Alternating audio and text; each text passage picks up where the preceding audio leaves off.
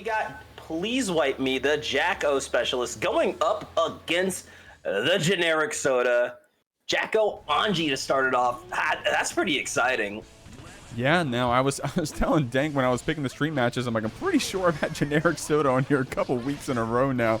So we've been seeing our friends hold tournament arc, it feels like, over here on the Geek. PleaseWipeMe, been seeing them cook on this Jacko. I don't get to see enough high-level Jacko around here, man. Of course, you got Joe Brownie, but I like seeing these other players out here, too. Neptunus is another one. PleaseWipeMe going to hold it down right here. We're in the corner, getting opened up by the Nagoriyuki.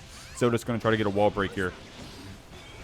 Get the butterfly here and making sure to get the counter hit into a wall stick that's going to kill round one and first blood going to generic soda. Here we go. Wipeme just being a little patient there on that round, start backing up, but Soda linking into that 2K. What a great change that Nagoriyuki that we saw a while back. Getting that whiff punish as well, but Wipeme's still active with those throw techs. Oh, I like the low, going for the side switch into a cross-up. I got mixed right there. But generic soda going to take it with the overhead. Good pressure, but there's the YRC. Are we going to work our way out with the blue Wild Assault? It's looking like we are. And I like that Soda wasn't scared to press still, Dank. We were heads up with that 2P. You got to be confident about pressing against those bots when it's time to, that is. Wipeme going to get caught there, opened up. The risk is going to deal a lot of damage. Generic Soda getting this first game. We were able to see some pressure there from Wipeme, but this Anji was running it. Solid start here from generic soda, just playing a really oppressive first game. Just really good pressure overall, and like you said, just ready to check with the 2P, ready for the frame traps, and you gotta wonder how much experience does PleaseWipeMe have in this matchup. We'll see. I mean, being able, I mean, you're able to spin right through the bots. Some characters have to change their whole game plan about how they want to try to anti-air those bots, how they want to use their projectiles differently. Anji just says, nah, I'm going to spin right through these. Of course, you got to time it well. So we'll see. Strong's up getting that first game. We'll see what Wipeme changes here. Also, a color 10 Jacko. I feel like I never get to see this color. I'm going to keep it real. It's a great color, too. I don't know why it's just so unused, but hey, good to see it now. But here we go, another strong start from generic soda, forcing the burst really early. I do like the air stall, but still got caught by one of the minions. Looking like PleaseWipeMe is gonna get a chance to play the game this time. Still active though. Yup, too active. Those are counter hits. I was saying you have to press, but you got to press at those good times. Wipeme's going to start figuring out when some good times to go for some counter hits. Soda was able to get in despite that. We got the meter to keep ourselves on top. Is this a gap that we give? Did we press? Oh, no, it was a block. Oh, Dang, no. We couldn't get the 5D. You know what? You got to respect the charge dust attempt, but I just don't think Anji dust is big enough to go for that one. Yeah, you're the May player, though, Dank. You're used to being able to punish with that full charge dust. Yeah, I saw the vision. I respect it.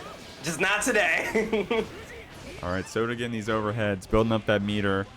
And Soda likes using that RC quick to stay on top of you if things get blocked down. We're going to scoot in with that Nagoriyuki red RC. Wipeme try to get some distance back with that deflect shield. Now with the YRC, so we get a chance to play, but only for a second.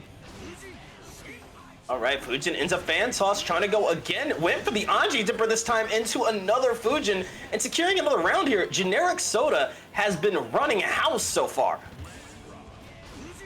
Wipeme being patient on those round starts, get some distance back, want to get those bots picked up.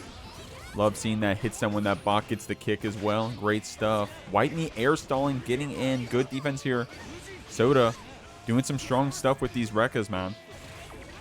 Yeah, definitely, but tried to go for the cross-up, but 2 men bound by the law. Going for the parry here, and that's a lot of damage right into Anji Dipper. Not going for the full confirm, but YRC shuts down your defense. Generic Soda has kept it rolling. Look at the risk gauge here. Oh, nice. That we're going to be able to build up some burst now that we're on offense, or rather some tension with that risk gauge. So good stuff, able to build it up and then be able to fight back out. That's one of those plus sides, the risk. Good tech as well. Soda going to get caught with that 2D red RC. Wipeme probably going to get around here off of this reset. Strong stuff. Great adaptations. Yeah, beautiful change up here from Wipeme. Almost has burst back going into this tiebreaker round. I think we could easily see this go 1-1. Oh, I like that Wipeme with that double defend command. Soda active on the anti-bots, but Wipeme also going to be able to protect them. Soda got you down here in the corner. Probably going to spend that red RC. No, actually holding on to it. I like that. Soda mixing up when we're spending that tension.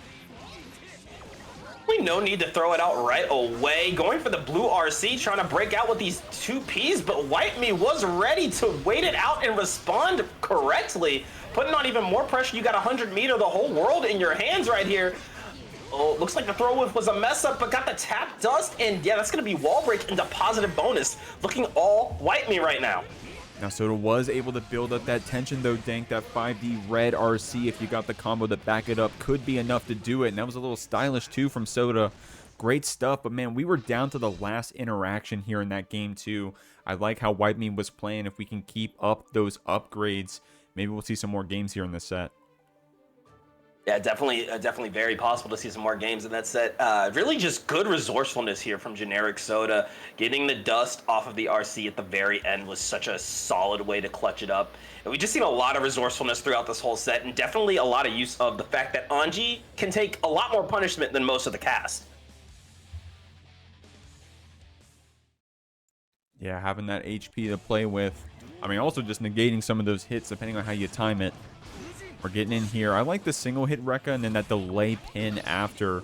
Trying to see if YoKai wanted the press, try to get a counter hit. I like that. Oh, that was a cool shimmy right there to try to open up Soda a bit. YoKai getting creative here on this pressure.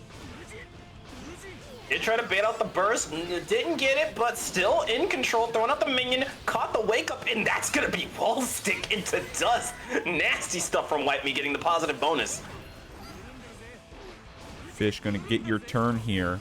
YoKai taking their turn back when it was time. Soda does have this burst. I don't think we're going to see it this round, Dank. It's going to be that 5D red RC to close it out. YoKai actually has the lead here so far. Really good change-up. YoKai has been keeping up, just hasn't been able to close out these games, but you can see YoKai getting more and more patient as the set goes on, willing to wait it out and see what Generic Soda goes for, but that was an excellent throw right there. Going in for the Fujin, onto the fan toss, forcing the burst. I got to call it out real quick. Massive contribution to the prize pool from ScaryEsquire, throwing us up to 100 buckaroos. Man, crazy stuff. Thank you very much for that contribution to that prize pool. Of course, that's going to be going all to the players. We'll actually have Scary coming up on stream here in just a moment. But until then, we got YoKai. All the bots are on the screen. Great tech there from Soda. YRC keeps this Anji in the corner, and the parry comes out, but no follow-up. There you go, going for the lows, trying to get the open up here. More lows into strike throw, getting the throw, picking it up with the soccer mom kick. Nice deflect shield though, but we're grabbing the overhead. The set is not over. Please wipe me with the point on the board. Strong stuff there from YoKai, man. I like that, man. When we see those Jackos cook, it may not feel so good when the Jacko's cooking you, but when I get to sit here and spectate, man, I like watching these Jackos play. I mean, I can say that about a lot of the casts, but that's Guilty Gear Strive for you. We're going in here into Game 4. Big shouts again to ScaryEsquire for that massive contribution. Basically doubled the prize pool. So crazy stuff. Thank you very much. We're going in this next one. Definitely appreciate the contribution. You know what we always say here, when there's more money in the prize pool, the players fight harder. And that can be shown, because look at me, look at YoKai, getting that Zenkai boost. This set is not over. Look, I'm here for the reverse sweep. That's all I'm saying. Oh, active in those anti-airs. It did come out to a trade hit, but some throws coming out. You saw YoKai going for a lot of throw attempts earlier, but now they're actually paying off here. Soda was ready for those techs. We'll see if that comes back. YoKai has 50 tension to play with. And also, we see some blue wild salt setups as well, but great counter hit linking to the 5K. Soda's going to keep you in the corner. But on the other end of it, going right for the gold burst, said, you know what, my turn's not over. Going for the Fujin into Anji Dipper and bursting the fan super, but you still have to block here. You don't want to fall into super. Good awareness here from PleaseWipeMe. Bot is taken out, but gets the 2D pickup. A bot on the other side. We're trying to sandwich it right now. We're getting Eiffel Tower by these bots. That 5D red RC is going to take you to the corner. Soda does have some tension. Opts for the deflect shield first, trying to keep that tension for offense. Of course, we were ready to use it on the parry earlier, trying to bait it out with this shimmy, but we're fighting one more interaction from either player. Will take it. It's going to be Soda with that 2P 2K confirm. Great stuff. Yeah, just good checks there. You always have to be ready to throw out your fast poke buttons in scenarios like that. Going for the knockdown again, crossing it up back into the sandwich, gets the pickup into the 6H and triple bot. Gonna break the wall. That's positive bonus here for YoKai. We're going to use it right here with that same side overhead hit. Soda will get their burst here in a second. Oh, I think YoKai actually went for the bait. What a Gets bait. it on the YRC. And are you ready? Get ready for the Jacko Buster! Man, Dank, you saw that too, right? Soda just got their burst. YoKai was looking out for it, went for the bait, was able to bait the YRC, and then didn't even give Soda a chance to use it here at the end, went for that early driver. I love that. You gotta lock out resources when you know your opponent has that chance to break out. Beautiful checkmate scenario. And just like that, first game of the night, and we have a game 5. Strong stuff, man. Unironically, don't mean to sound like a toxic TO, this actually works out for us because we gotta wait for some of our other matches to fill it before we can get some of these other stream games. So this is actually ideal. YoKai and Soda got the memo. Here we go, game 5. This has been a fun one.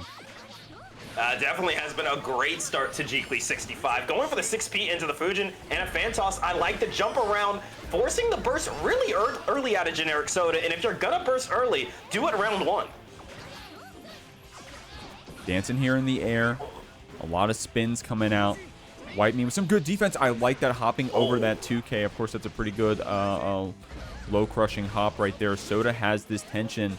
Gonna go into the super for a hard knockdown. YoKai lacking resources here on the other side. We will have that 50 tension, but with only a little bit of HP, you got to mount the climb. Definitely do, but I'm just gonna get caught by the 2K2D. It is okay, you know, GG's go next round. Set point here for generic Soda. Going in for the Fujin quickly into the overhead, putting that pressure on quick, fast, in a hurry. I like the jump out for the fan toss, but Soda was ready for it. Keeping YoKai in the corner, getting the 2K2D though. There we go, YRC. It's a back throw incident, setting up the minion. It's a tug of war here. YoKai getting away with a lot of these throws, even if it's text. It's, you know, when we're going back to neutral, this Jacko's able to get some of those bots out. We got full bot meter right now, but the counter hit on that air stall. Soda's gonna walk you down the screen, gonna check you with these Rekkas, building up this tension and cranking that risk, but YoKai is still fighting out of the corner. Oh, and there we go, setting out the minion. Go, my child, defend the neutral. Not going to be able to defend for very long, though. Look at these 2P Abate and going for the run and throw, really putting the pressure on. Blue RC, save me right here. Setting up the minions, got the knockdown into the pickup. It's not over yet. Definitely not over yet until that far slash comes out. Great stuff. YoKai with a final burst of stamina there at the end, but Soda closing it out in this game 5. Strong stuff from both our players. Hold on. No. Put the auras away. Platinum in Team of 3? Nah, that's a demon. I'd be shaking in my boots, guys. We got our next match. We got Nago v Millia. Big shouts to Scary with some massive contributions to the prize pool, not just last week, but this week as well. Thank you very much, friend. We're going to see you cook up on this Millia. Jehnee going to try to show off as well. Oh, nice blood no. pop after that 5D. Oh, wait, tried to go for the dust. The mask is coming back on. Got the pickup and stepping on the J's here. Going for the red RC. It's a low Beyblade. Gonna break the wall and get some positive bonus here. Another blood Two pop, but pops. this time Scary is going to be able to get some setup afterwards. FDing out that H disc and a just blocks two. Dude, there's a world where Jehnee blocks it out for one more second and closes out that round after 2 blood pops, but this time ScaryEsquire gets it. Look, it's round 1. Y'all already got my heart pounding. It's not that serious. Oh, Going man. for the 6H. Into the tap does. Where's your health bar? It is past tense. Going for a guillotine slice again. You died. That was an insane round, my God. And Janae's going to try to run it back right there. Scary was ready with that burst, going to take you down the screen. Man, Jehnee definitely just likes pressing buttons, man. And the best, and I mean that as a compliment. Doing all those blood pops, I love this style of play. This is the kind of play you see from like Hotashi or something. Yeah, the high roller playstyle has never been, I think, more efficient than in this patch. And you definitely notice more Nagos really taking advantage of that, being like, you know what, I'm not afraid to go into blood. I may lose health, but the chances are your health is going to dwindle a lot faster than mine's. And there you go with the pickup into the tap dust, getting the 6H. Is this going to kill again? Oh, not this time. And Scary does have the meter to play with. It's going to be the Septum Voices on the round start. Oh my God. Okay. I have a feeling that maybe ScaryEsquire is like heart racing, BPM crazy right now. And Jehnee is probably nodding their head like, okay, that was fun. Okay. That's the vibe I'm getting right now, man. Shooketh. And I see the question in chat, and I was asking it myself mentally, and would the 6H have killed there?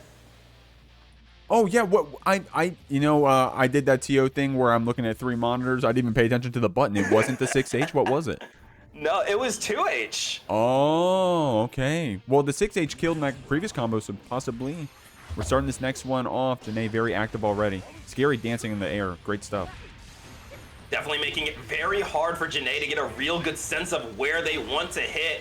Baits out the gold burst immediately, put the wallet away, getting the pickup with the high-low into the bite of 87. Trying to go for the low again. A nice abate out, though. ScaryEsquire is not going to take the sitting down, but you might have to into the DBFZ auto combo and the close slash to kill it out. That's a round for Jehnee. Strong stuff. We're going to get that Artemis counter hit, though. Going into the throw. Jehnee is going to try to block this out a bit. I like that we're we're active in that defense. The backdash is the block in this case. Absolutely, you just want to get out the way. Getting the knockdown, Disc of Death coming up into the Artemis, same side. Getting the pickup though off of the Fuzzy. We're going to break the wall and get a little positive bonus here for ScaryEsquire. Man, Jehnee running around the screen, man. This Nago is so quick, just as fast as the Millia is. Scary does have a lot of tension, but you have to spend it on this other side after taking half your life. Only needs one more hit to close it out. The 2H whiff, giving us some time to play. Looks like that JH is going to take it. Yeah, I'll be completely honest. I don't know about you. I'm not blocking that. Yeah, yeah, definitely not. I'm looking at my HP being that low. I'm not blocking nothing. 2D counter hit comes out. Jehnee was ready with that burst. Again, with these JHs left, right, good night. Getting the pickup with the disc, and here we go. Take it coast to coast. All expenses paid. Trip to Brazil right into the back throw incident. But here we go. We're going to spread our wings and fly, but that is safe and you're in trouble. Gonna BRC back. I like that. BRCing back to get that 2H ready as well. Very deep 2D from Esquire. This could be either player's round. It looks like Scary is going to get it with that S disc confirmed. Strong stuff, but with that Millia HP, you know we were at kill percent. Absolutely. No, that was too close. And, this is just a thought I'm having watching this. And whenever I have to commentate Nago versus any Pixie character is, how much pressure do you got to feel in this type of scenario? This is a scary set. I mean, this is the player that blood bursted on you twice in the very first round. Like, even if I'm winning, I'm still like, oh my God. That's what I'm saying. I mean, both players have already gotten their Twitter clips in this set. I've seen some strong stuff. So we got our ones. It's just about who's going to win the set and stay on this winner side. Absolutely. Going in for the flower power, jump around, going for the burst, and got the side switch. That's a good situation for Jehnee, but ScaryEsquire said, what side? I'm switching left, right. I don't know what side I'm on. Going for that wall break into positive bonus. High blood here. Jehnee needs a hit, and that 2H is just what they needed, although going to quickly burst out of it. Hold on. Double PRC. Wow. Yeah, that PRC did keep yourself safe for a moment, but an amazing pickup from Scary. Getting that close slash link off the ground after the Capel. I mean, dude, there's some high APM from this Nago to try to keep up with this Millia. We go, try the J scuff it, going for the 6H. We got some chip damage, but we really need a good hit, and that 2H, look at that. What health bar? That's just gone. Whoa. Well, 6H killed there. Here we go. Last round of game 3, man. When Scary gets you knocked down, you are not in a good spot. Using that deflect shield to try to keep yourself back a bit. Still active on that defense, but that JK is calling you out. We're dancing around you in the air, but Jehnee finally gets that anti-air. It's a lot like trying to swat a fly IRL. Once you get that hit, it feels so good. Go ahead with that slice and dice. Gonna get that hard knockdown and positive bonus. And, gonna lower the blood gauge as well. 50 tension on the side of Scary and has that burst. So definitely a lot of resources, but baiting out the gold burst. Jehnee tried to keep it going. Just call that one a drop them off that 5D after. Jehnee is going to get one here on the board. As soon as the gold burst whiffed, that just felt like the round ended. We've all been there. We've all had that moment where the gold burst comes out and you don't get anything out of it and you're like, just GG's, go next round. Next round, it happens. I mean, that was because Jehnee was ready with that shimmy on the round start, right? Didn't want to overcommit into anything that like would go into a super or a blue burst or a wires. He just said, let me see what Scary wants to do, and it ended up being optimal. Going to this game 4, man. Strong stuff. It's high APM back and forth, man. At this point, it's starting to leak onto me, man. My nerves are going crazy right now watching how active Jehnee is and Scary trying to keep up. It's crazy how even when you commentate a set like this, your nerves still feel fried watching this. Going for the disc, still blocking it, but flower power onto the side switch. Gonna mix Jehnee up. Good backdash, got the pickup. Going for a side switch into the DBFZ auto combo. Trying to get the pickup with the tap dust. You're dead. That's 6H. Jehnee got that stream unmuted. Heard us talking about the 6H versus the 2H, and we haven't seen that mistake since. But or that I don't want to say mistake, that choice since. Scary over here back in this corner. Jehnee gonna get on top of you still with that deflect shield, but Scary finally getting a pickup here in this game. Into the Bad Moon, getting the pickup again. Hair car gonna break the wall with the Artemis, gonna get the wall break and the positive bonus. No hard knockdown though, gotta stay out of the way. Tried to bait out an air throw, going in for the JH flower power again. No reason to burst. That is a round for ScaryEsquire now at set point. I'm not gonna lie, Dang, I thought Jehnee was gonna burst there. I'm keeping a million with you. But no, there was a small part of me feeling it. Yeah. No, but here it is going to be on that close slash there. Scary getting that tap dust.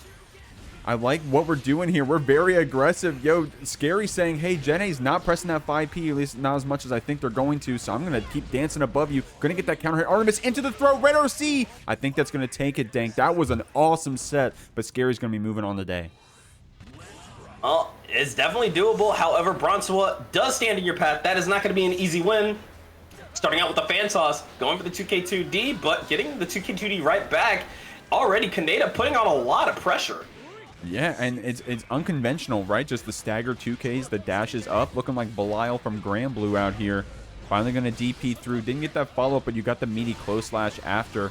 Bronsua getting opened up. Are we close enough for a wall break? Okay, I was about to say.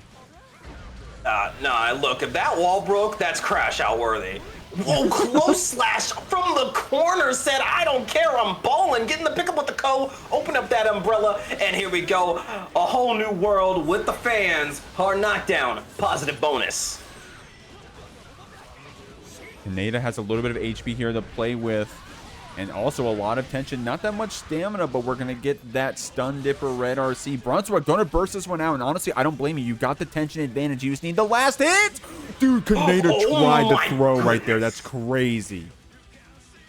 Yeah, that's such a good Abare option there from Bron. Said, you know what? You're a Kisk. I know what you're thinking. Let me go for that Abare. Nice little backdash in the back throw incident, but we're going to DP our way right out of that. Kaneda going for the overhead, spending all the stamina here, but has a bar of tension.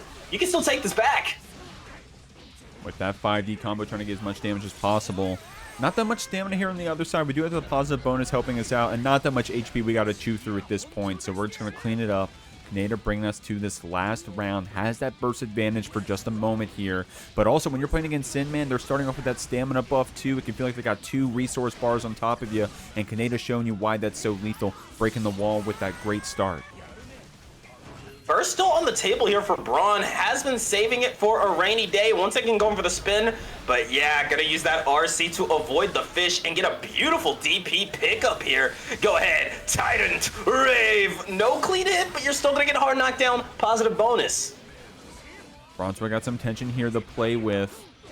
Kaneda's gonna get that first hit though, trying to go into this early Tyrant barrel. Just trying to, I mean, at this point, it's a hard position for Bronsua, right? You have, luckily was able to get the burst out. I didn't get to finish my sentence on that one. And 100 tension. How are we going to spend it?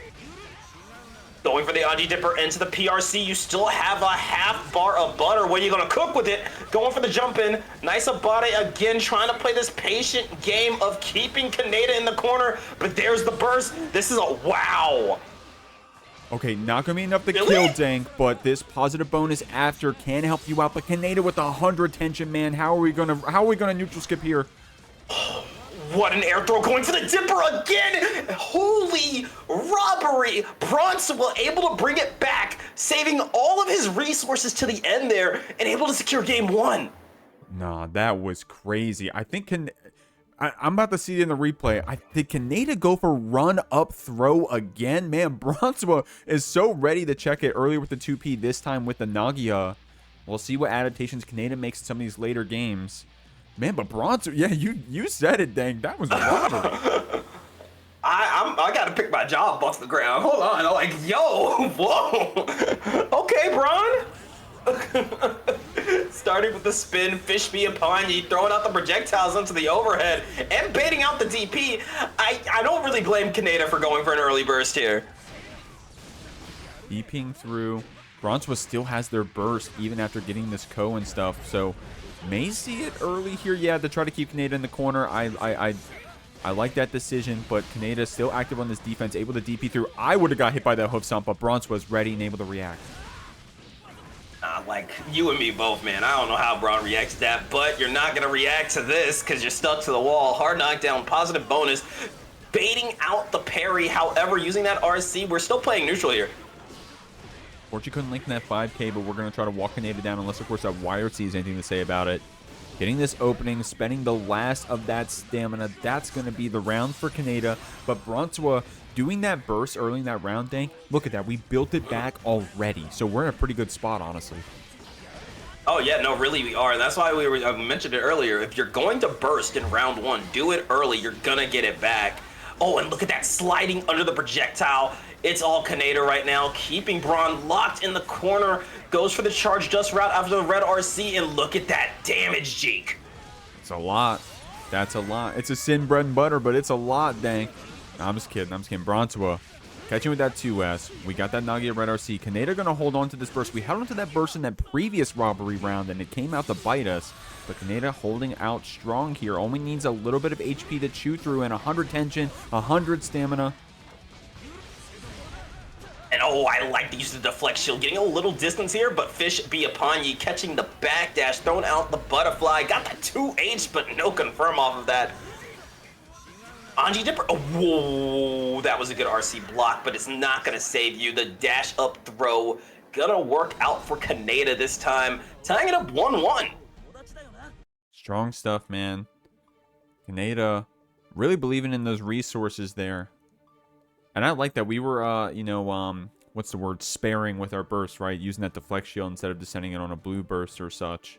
And then also, of course, leaves you open to, okay, well, if I get a counter hit, I got that orange wild assault to back me up. So I like that. If you feel comfortable about the flex shield, especially if you already know, like, you know the character matchup, you know the interaction that's coming, and you feel like I know how to play after this deflect shield, it's a great option to use so you can keep those resources. Absolutely. Sometimes it's not worth throwing out the whole burst, because once you're down a whole burst, there's a while where you just don't have any resources other than tension.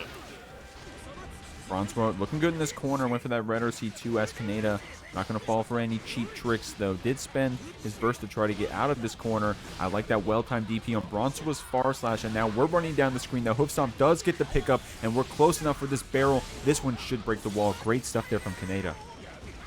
Big damage as well, rolling in, going for the double close slash, triple close slash. Got the 2H hit, but a nice backdash into back throw incident. It could happen to you. And we are baiting out that RTL. Nice jump out. Whoa. Holy JS. Getting the pickup here where you still aren't done. Getting the co-pickup into the JD. Yeah, that's nasty. So nasty. Unfortunately, they have that 50 tension to try to get like a super wall break kill. And then Kaneda just going to answer back with that slash normal on the round start, and that will actually kill on the clapback. So unfortunate. Kaneda actually coming out and being the robber today. Oh, but we're starting with the Sun Dipper, going for a quick burst here. Bron trying to get a little distance back in front of 6P into double Fujin into the overhead, quickly putting you in the corner. It is insane the amount of corner carry Anji has. Yeah, I mean, especially in the hands of Bronsua as the pilot. I feel like Kaneda's been spending most of the rounds in the corner, but able to fight out here with that RTL. Bronsua does have the tension here. We have seen Bronsua willing to send that parry. We'll see if they even get a chance to here, though. Oh, setting up the butterfly, trying to go for the fan toss. Got the knockdown butterfly out again, so they don't press anything on wake up. More pressure, Fujin into the overhead, but are you ready for it? Here we go with that RTL. Boom! Great stuff right there from Kaneda, able to finish out that round. Bronsua still fighting to the very last moment. But that 100 tension RTL, man, does a lot of damage, especially when you're breaking the wall with it as well. Strong stuff there from Kaneda. We're going to game 3. Okay, man, you know what, Jeek? This might be a little greedy. The way these two are playing, I'm gonna need y'all to lock in. I need a game 5. I want double the Ouija numbers. All right, I am greedy. That's Dank is good. greedy. That is crazy. We'll see. We'll see. I mean, I'm not going to say no to a good time. You know what I mean? Here we go. Game 4 coming out. Bronsua still active here with those P normals. The 2P, the 6P. Trying to keep Kaneda here in the corner, but the burst comes out. Oh, and look at that. Calling out the fan toss with the JP. Kaneda has started to get a sense of what Braun likes to go for. Really going for these quick punishes now. And you can feel the tempo of the set picking up just a little bit. Kaneda will have this tension once we get out of this disadvantaged state, but it's going to be on the other side of the wall. At least it's a soft knockdown. It's a neutral state here that we can fight with. Kaneda trying to get some mix here. A lot of mids. Bronsua able to block it out, but great throw. Kaneda very throw heavy in the earlier rounds, pulling that back out. Go with that beak driver. Gonna get the wall break into hard knockdown positive bonus. Braun with a full stick of butter, though. What are we cooking up this time? Oh, got caught by the beak driver. And yeah, you're just gonna have to hold this. And are you ready? Once again, RTL. Not enough to kill, but you are gonna get hard knockdown and positive bonus. Yeah, I mean, you definitely don't want to count out, you know, against anyone else, maybe you feel like, oh, I basically won, but not against Bronsua, as much as they've been robbing you. Going to be able to fish through that round start. Very confident round start there from Kaneda, but same for Bronsua if we're going to spin right through it. Those DPs are coming out crazy now. Bronsua was ready with the burst this time. Definitely felt like Kaneda was trying to see what Bronsua likes to go for, and now that he's got a sense of it, we are seeing a lot more caution being thrown to the wind, a lot more DPs, and a lot more routing just like that. Hoof Stomp, Red RC, the tried and true Kaneda gonna line this one up to send you through the wall. Not gonna be enough to kill. And if you're not killing Bronsua when they got 100 tension, man, surely you're gonna be shaking in your boots. The burst comes out. Kaneda ready with the block. Oh, the burst bait from downtown into the throw is gonna get the kill here, and I believe that is a 3-1 win for Kaneda. Able to start this match off with the jump in. Deafheaven already ready with those 5Ps. You're not going to burst you back. Deafheaven, very strong Axel player, repping that Vice tag. Udon, one of the players over in the Jeek League. Big shouts to that event. We'll have that finals video coming out for y'all in just a moment. Got to plug my own stuff, Dank, when I can. But Def, right here, not that much tension, but some good zoning. Oh, I like the use of the guard point parry and called out the 6P with the delay follow-up. Gonna force the burst out of Deafheaven pretty late into the first round, but that just means you are confident you can take it. Going for the overhead. Playing this really good distance game, throwing out the 2H, try to go for the 6H. Again, more 2Hs, just making it very difficult for Udon to approach. Catching you with that overhead. Deafheaven. Dude, you know what I like about what Deafheaven's doing, man? Like, we're not doing anything too flashy. We're just trying to keep back Udon. We don't want to drop anything. Udon, unfortunately, couldn't follow up that first interaction, but was able to get it on the second one. Strong stuff there. Udon is about to build back up that burst. You said it earlier, Dank. If you're going to spend the burst, you may as well spend it early. Udon's about to get it back. And we also have the round advantage. Absolutely. And this is something I know Udon very well, and I've calmed a lot of their sets and played a lot with them a lot. I think the biggest strength they have is just how willing they are to play patient. That is going to be so huge in a matchup like this, because as you can see, normally when Axel slows down a match like this, the other player gets really uncomfortable, really nervous, really wants to rush in, but Udon is not worried about it, and that's what got them the first round, and you can see this is what's kept them in control so far, just playing this really patient game, willing to play at the same pace. And it's paying off, because once you do get in, you get that S tether. You get to build up this risk, that 2H counter hit with all that risk scaling as well. It's going to be enough to kill, my God. I had to react to that one on the fly, Dank. I didn't realize that was going to kill. Oh, yo, someone get Deafheaven some milk. What was that? Oh, man. I think it looked like it was the guaranteed counter hit, because the risk was completely full that led into that interaction in the first place once the 2H opened up. But yeah, man, Deafheaven needs some 2% or something. We need some vitamin D. some whole milk out here. Deafheaven going to be going to game 2 here on that deficit. Udon very patient on this Baiken. We'll see how Deafheaven speeds things up. Yeah, no, in a set like that, you definitely want to pick up the pace. If your opponent is also willing to slow it down, then go and speed it up. Play at a tempo they're not ready for. But holy, look at that use of the parry once again back into the Kabari. And that tether, it feels like you're fighting in Hell in a Cell. Are you trapped in the cage with Baiken, or is Baiken trapped in the cage with you? It was me, Axel. It was me the whole time. Strong stuff. Oh my god, these combos, dang. Jesus, Udon showing off. Oh. Goodness. Oh, and the parry said, sit down, put them buttons away. It's Baiken season, baby.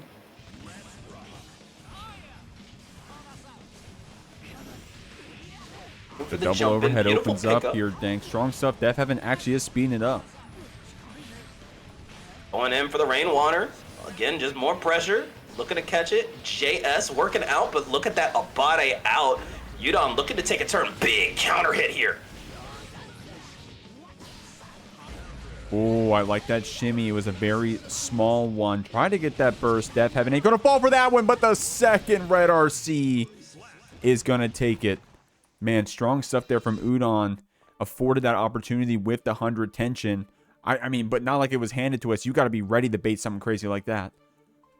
Absolutely. And again, like I mentioned earlier, like if you look at that last interaction, that was one of the safest routes I've ever seen. Like there was like at least 3 different baits.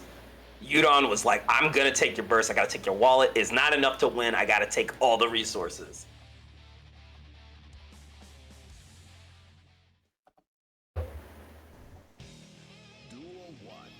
We go, getting into game number 3 here. Udon up 2-0. And in a situation like this, what do you think we need to see change up here, Jeek?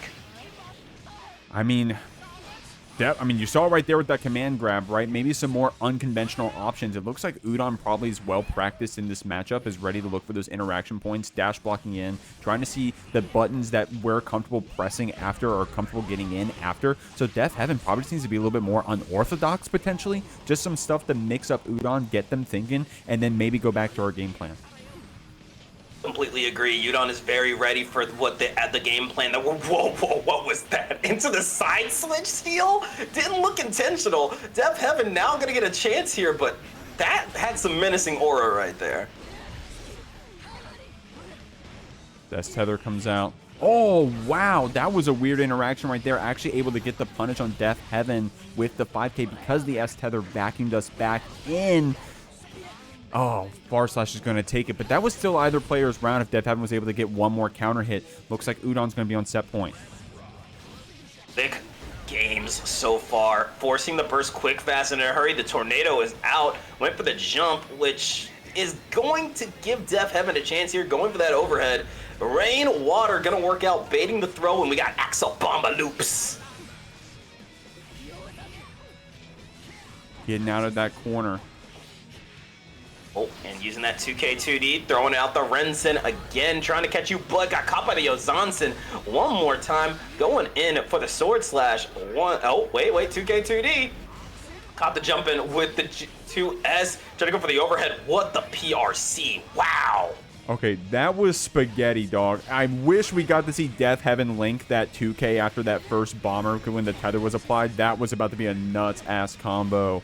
Udon all of a sudden still has a chance here, man. We're getting in with that RC, that blue wall assault, rather. That's going to be it on the pixel. Udon takes it with set point. That's so unfortunate. Strong stuff there from Udon. So we're getting into it. Like we mentioned, this is not an easy matchup for Faust, but Lurry, one of the best to do it with the character, going to be going up against Mouqui. Ramlethal Faust action. Let's kill our friends guilt-free. Getting started with a wild assault, picking up into the Rekka. Caught the backdash though, and yeah, burst was locked out for a second, but Lurry is going to quickly throw it away here just to get a chance. Throwing out the bomb, and we got a side switch confirmed. Look at that. Got the spit up on the way into wall stick. That's some skullduggery combos right there. Pulling up with a 5K off of RC, and just like that, Mouqui being forced into the corner, and what a dominant first round. Crazy round, man. Lurry, very strong Faust. Almost makes you think that you're not playing against Faust sometimes with how violent he can be. So we'll see right here. Mouqui, excuse me, guys. I'm going to get it right. I'm sorry, Mouqui. I'm going to get it right. Playing so strong in here in this corner, but finally checking with that Rekka. 5P'ing you back. Gets this command grab in the middle of that mini Faust as well. Such a tricky time to get those command grabs. And getting the pickup with the Afro pop. Taking you all the way to the corner. And there we go. It's time for some more haircuts. Looking fabulous right now. Into the 6H. Full thrust. Whoa! Excuse me?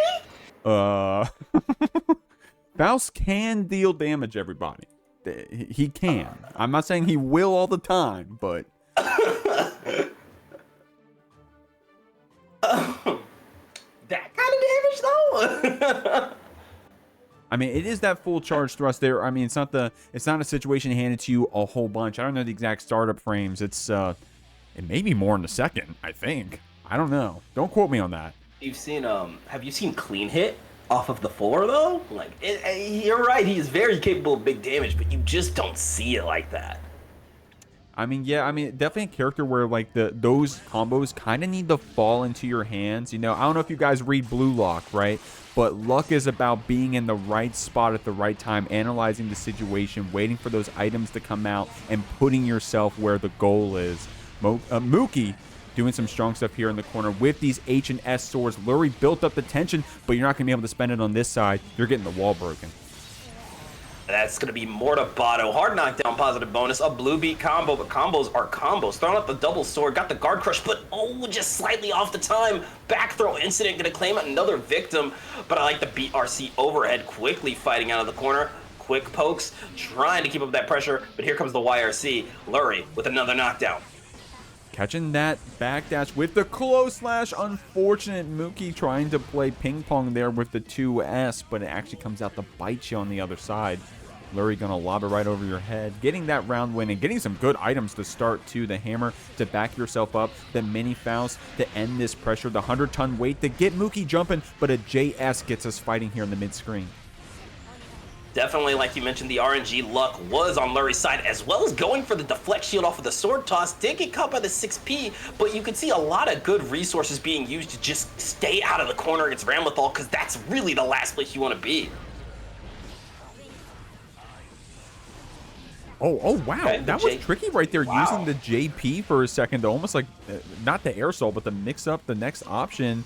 Where in the air, the throw actually gets the punish right there. Mouqui couldn't throw after that PRC. And catching the backdash is not once, but twice here on Mouqui. Throwing out the bomb bag, going in for the syringe, got the knockdown into the 2H. Full powered thrust, gonna go for a little guard crush. Jumping, oh, wow. The J2K to avoid the sword. Genius stuff here. Lurry is up 2-0, and we were talking about how this matchup was rough for Faust, but the way Lurry is playing, I feel like we're full of it right now. Yeah, I mean, here's the thing about matchups, right? Or at least, you know, from my spectator opinion, right? I'm no pro player, right? I'm not traveling to events, but it really seems like it super matters at the highest tier. Jesus Christ, the match arena. Hold on, I'm gonna close that thought. Whoa. Scary. That is so insane. You don't have to do that, but you did. Thank you so much, Scary, for a massive contribution to the prize pool. That actually upgrades the split to top 4, $300 in this week's match arena. Mouqui said, hold on, how much money? I'm going to put this Faust in the corner. I'm going to show off this matchup for real. Bro said, let me lock in real quick. As we always say over at DXG, the bigger the prize pool, the harder the players fight. And I believe we're going to see a bit of a lock-in here from Mouqui. Look at that air throw.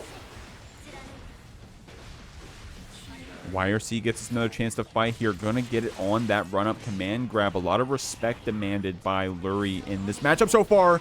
Unfortunately, couldn't keep yourself safe from that Afro pop, throwing out that H sword, but I like that throwing on the wake up to avoid the 100-ton weight entirely. Here we go, trying to run in with the far slash, however, just still too far away, able to completely avoid the scalpel thrust. Killed out the bomb bag, throwing out the sword again, got the 2K into the explosion, pick up the deflect shield, will not save you there, and that's a round for Mouqui. Mouqui turning it on here. H sword got you here in this corner. The S sword follows up, and it looks like it's going to be simple with that 2K low pickup. Oh my god! Mouqui, your swords are on the ground, homie. Mouqui, where's my Mortabato at? throwing out that 5 HP, get the wall break into positive bonus, picking it back up there. Yeah, you kind of had to burst there. There's no other option. Getting in for the overhead, sword coming out, and yeah, that JK, I was not blocking that either. Man, can you imagine like showing your fighting game friends Guilty Gear Strive? They'd never seen the game before. And then you show them S sword, fast PRC, air dash back JK. Like, dude, you see SQ do that all the time. You see RedDitto do it all the time. You're seeing Mouqui do it right now to get a game against Lurry here for this top 24 qualifier. It's just so terrifying to deal with. And personally, if I've never seen anything in this game before, my first thought would be, so what do you do? Right. How do you deal with that? Now, Lurry does have, actually, I'm not going to pretend like I know, actually. I'm just going to keep my mouth shut on that. Good ping pong here with these bombs. The 2H to actually knock it back. Mouqui holding up on that wake up, gets called up by the bomb, but able to dodge that mini Faust. The throw's been really good for that. Oh, and grabbing the horn as well, I kept thinking in the back of my mind, if you're Lurry, the first thing you're thinking is, when can I teleport and go grab the horn? But Mouqui able to lock it down, but calling out the blue wild assault with the Mortabado. Not a ton of damage, but forces you back in the corner, called out the deflect shield, and this is serious trouble for Lurry. Are you dead? Oh, with the 2S, not today. You got another chance here, but the 8 sword is going to finish it out. Mouqui did have the tension after as well to keep playing that round regardless if it connected. Lurry can definitely turn it on here, and you're going to see the start of it as we get Mouqui here in this corner. Mouqui does have that burst built up as well. Opts to spend it here, but has to dance with that air dash special. Great stuff. Mouqui able to play around these items super well, Dang.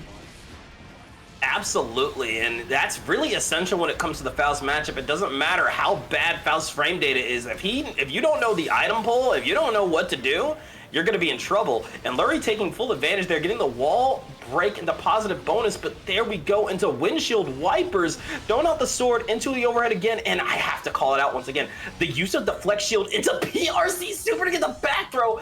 I love how Lurry is going about using their resources. It never feels like Mouqui is in control for too long. Yeah, I mean, Lurry rather.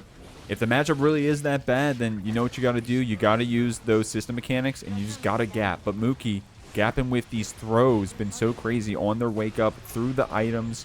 Able to use this RC and these S and 8 swords to keep Lurry here in the corner. Great defense from Lurry, and that was some heads up stuff. We were, what was that, an IBFD into a back throw? That was a cool call out.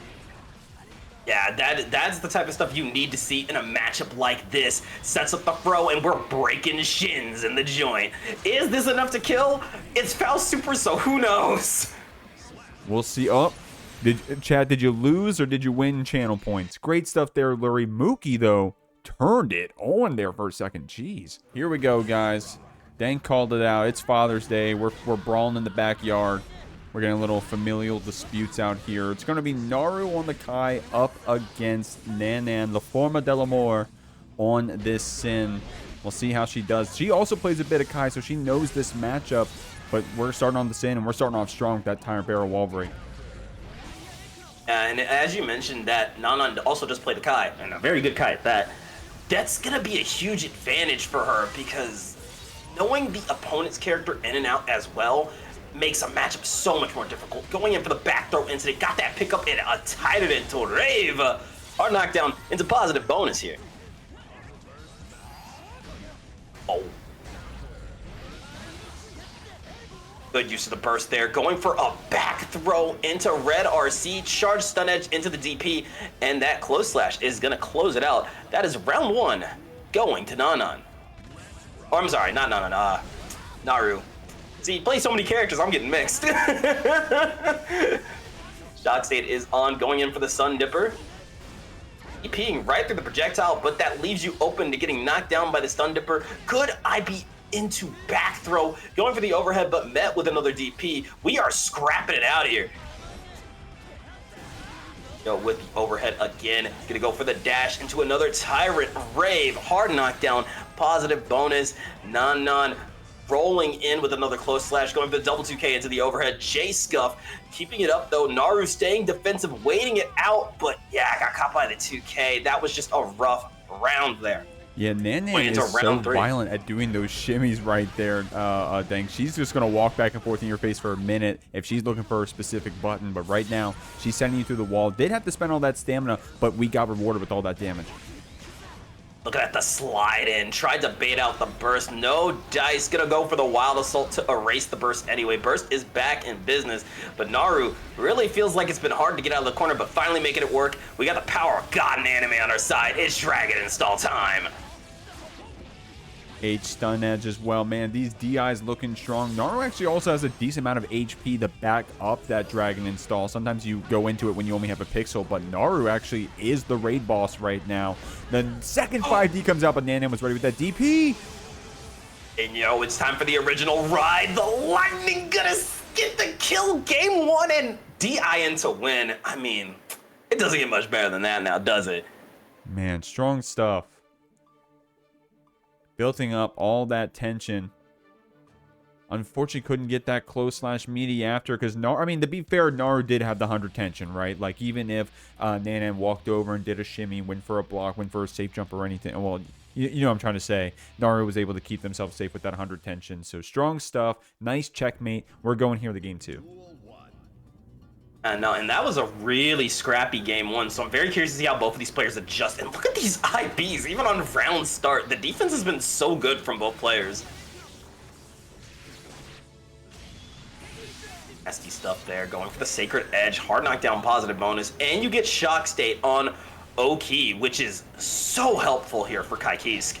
Again, just staying, what the 5K calling out the Sun Dipper. Really playing a patient game of neutral, going for the PRC, getting the pickup, beautiful stuff into the flippy dippy. Shock State on, tried to go for the slow throw, but no. Baiting out the DP, and wow. Man, that was a fire round there from Naru. I mean, Nan not taking the line down. We're fighting back here, man. We're getting these throws after as well. Unfortunately, couldn't get that 6K OTG. I mean, our media, I should say. And Naru catching on to these DP attempts, man. The baits are going crazy. Going to go into this Sacred Edge early. I mean, the RTL, excuse me. That's a, man, this is, Naru mixing up my brain right here with how strong we're fighting on this Kai, man. That was insane, and I really want to point this out. That was not a normal RTL. That was a Kara RTL confirm. That's sick nasty. Naru gonna take game 2. Just beautiful neutral, immaculate play here so far. And if you're not, do you think the character? Do you think maybe one of her other characters might be more helpful here? What do you think's the game plan here? Well, could possibly be maybe. You know, I think a lot of the DPs are getting baited here, so I think you could actually help yourself out by taking away the DP by going to your Ramlethal or your Giovanna and then trying to play some more of the neutral. But no, Nan showing you, hey, I actually know how to play this character as well. Let me try to one-up you here. So we got to mount the climb, and we're locked in on the Kai the way things work here. We're going to see if she can bring it back here. Great start to start us off. Naru is here in the corner. Does have that burst if we get a chance to use it. But no, just going to 5B anti or that Foudre arc. I'm loving these confirms here from Naru. Has had some of the just most niche confirms. Like, and, oh, look at that.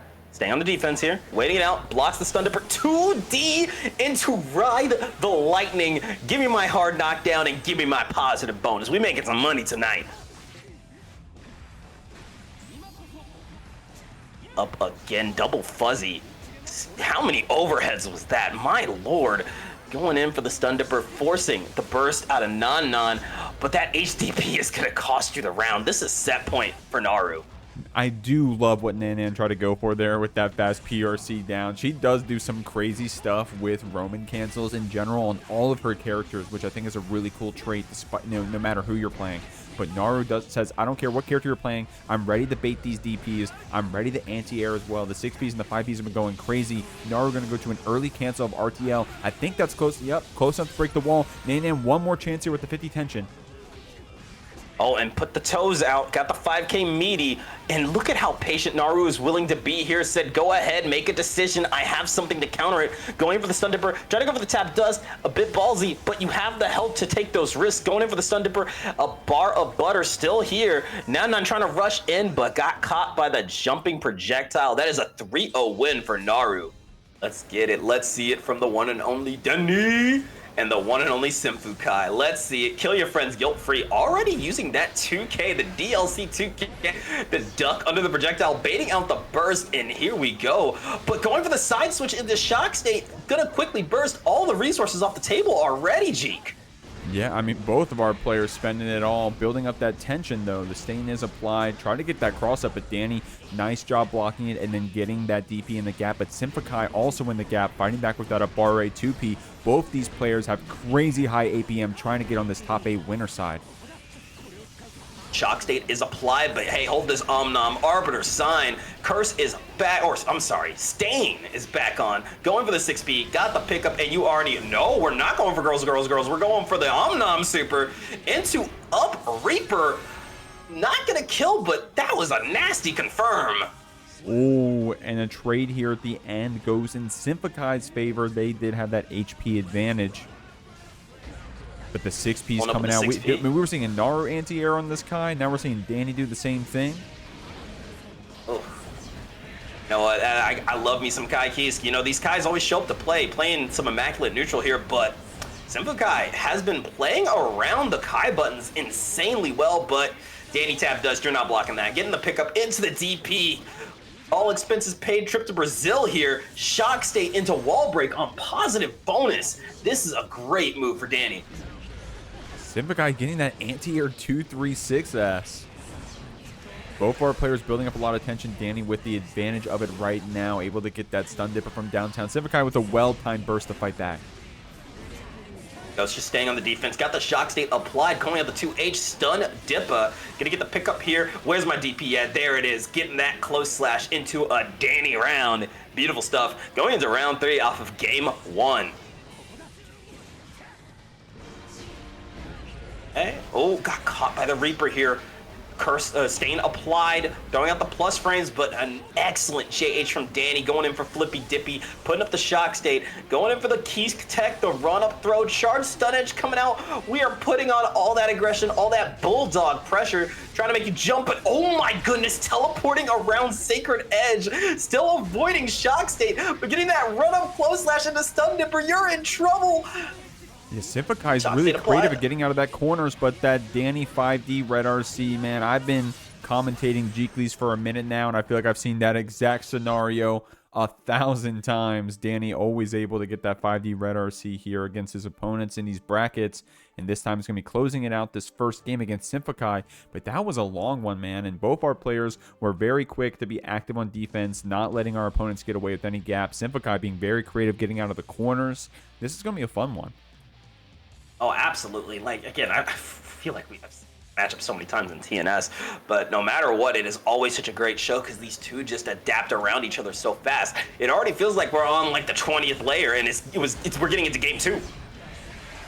Looks like our players are opting to keep the burst a little bit earlier, at least in this round compared to the last one.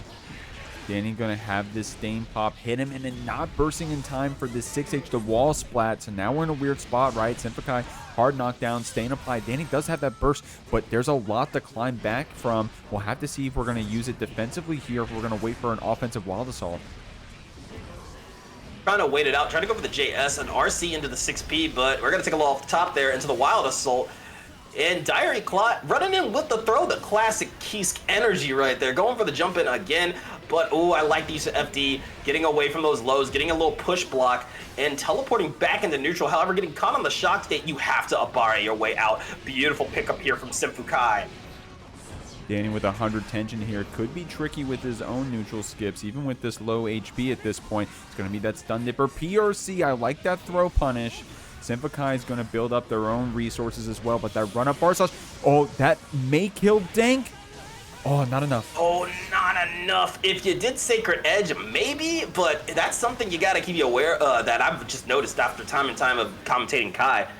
RTL is not the highest damaging super. It definitely can get the job done, but if your opponent has a lot of health, I feel like you should just go for Sacred Edge. I mean, definitely very good horizontal movement. But probably, you know, when you're looking for that early wall break, that can be the answer. Good job DPing through that Reaper. SYMPHUUKAI was ready with the burst back. saying, hey, I don't want to give Dany any chance to get any Oki. I'm just going to get this burst. I'm going to go back to my projectile game. And I like that you have to aim the crow in that situation to call out the jump. SYMPHUUKAI did and was able to get this wall break because of it. Awesome heads-up stuff. Oh, and there you go with that hard knockdown into positive bonus. Rolling in, Stain is applied, trying to get the pickup, but still caught them on the low. And yeah, your burst is not coming back in time. That is a round for SYMPHUUKAI. Going into another round 3, kill your friends guilt-free. Rolling in with the far slash, got the wild assault, give me some of those MVC 3 combos. Going with the dire clot and running in beforehand to get a little extra meter. I like it. I like how Dany didn't spend that tension right away on that stun dipper, let SYMPHUUKAI instead teleport away and keep himself safe on that, you know, after whiffing the stun dipper. We do have this Stain pop coming out. Dany with the just blocks from the Stain pop, by the way. My man's showing off. That was nasty, but here we go. Girls, girls, girls. Succubi on the screen. Big damage into hard knockdown, positive bonus, and we are going to be stained going into the next part of neutral. Got the pickup here. Yeah, you gotta burst that. Oh, I like that delay cancel PRC. Some of these very obviously punishable moves, if you just delay cancel your PRC, you can get really tricky with it. And if you're showing your opponent you're willing to do that, then maybe you can get away without even RCing it later.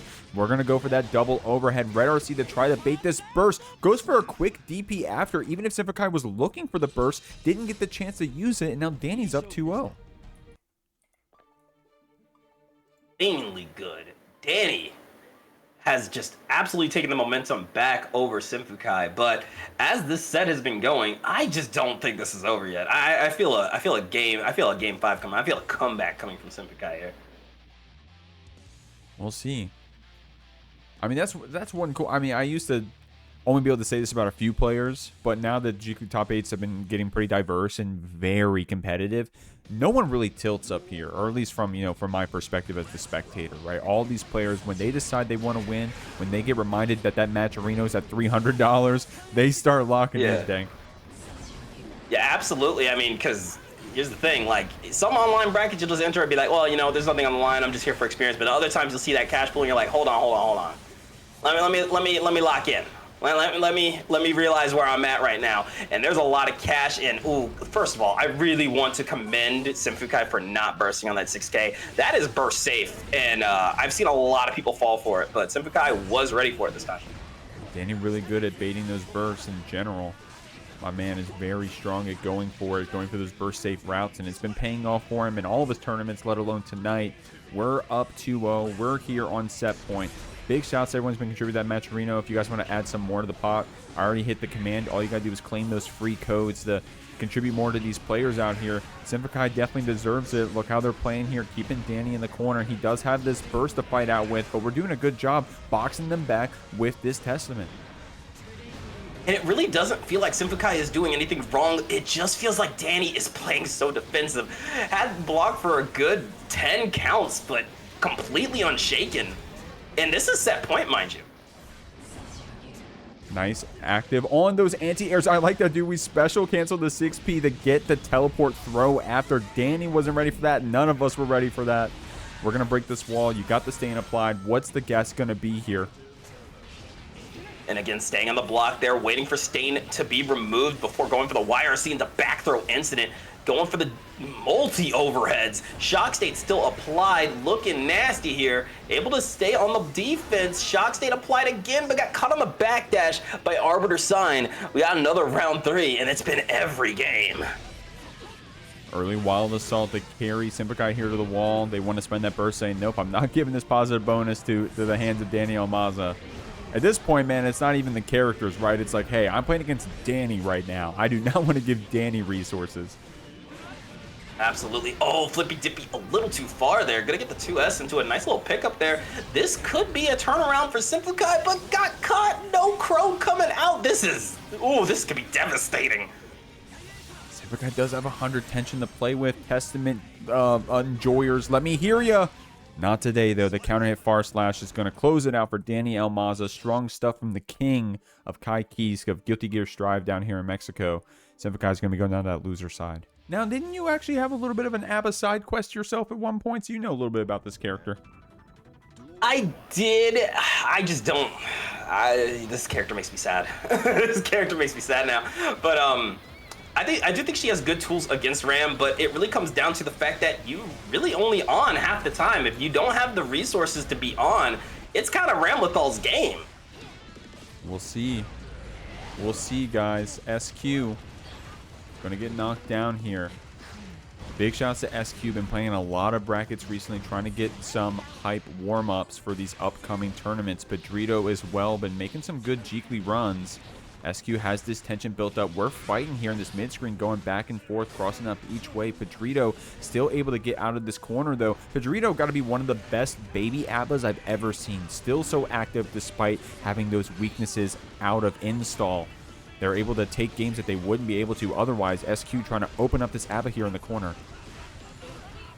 Yeah, as you mentioned, just really good patience. Not afraid to just hold back and hang back, which you have to be able to do with Abba, because there's going to be times where you're absolutely dominating and times where you absolutely just have to hold it.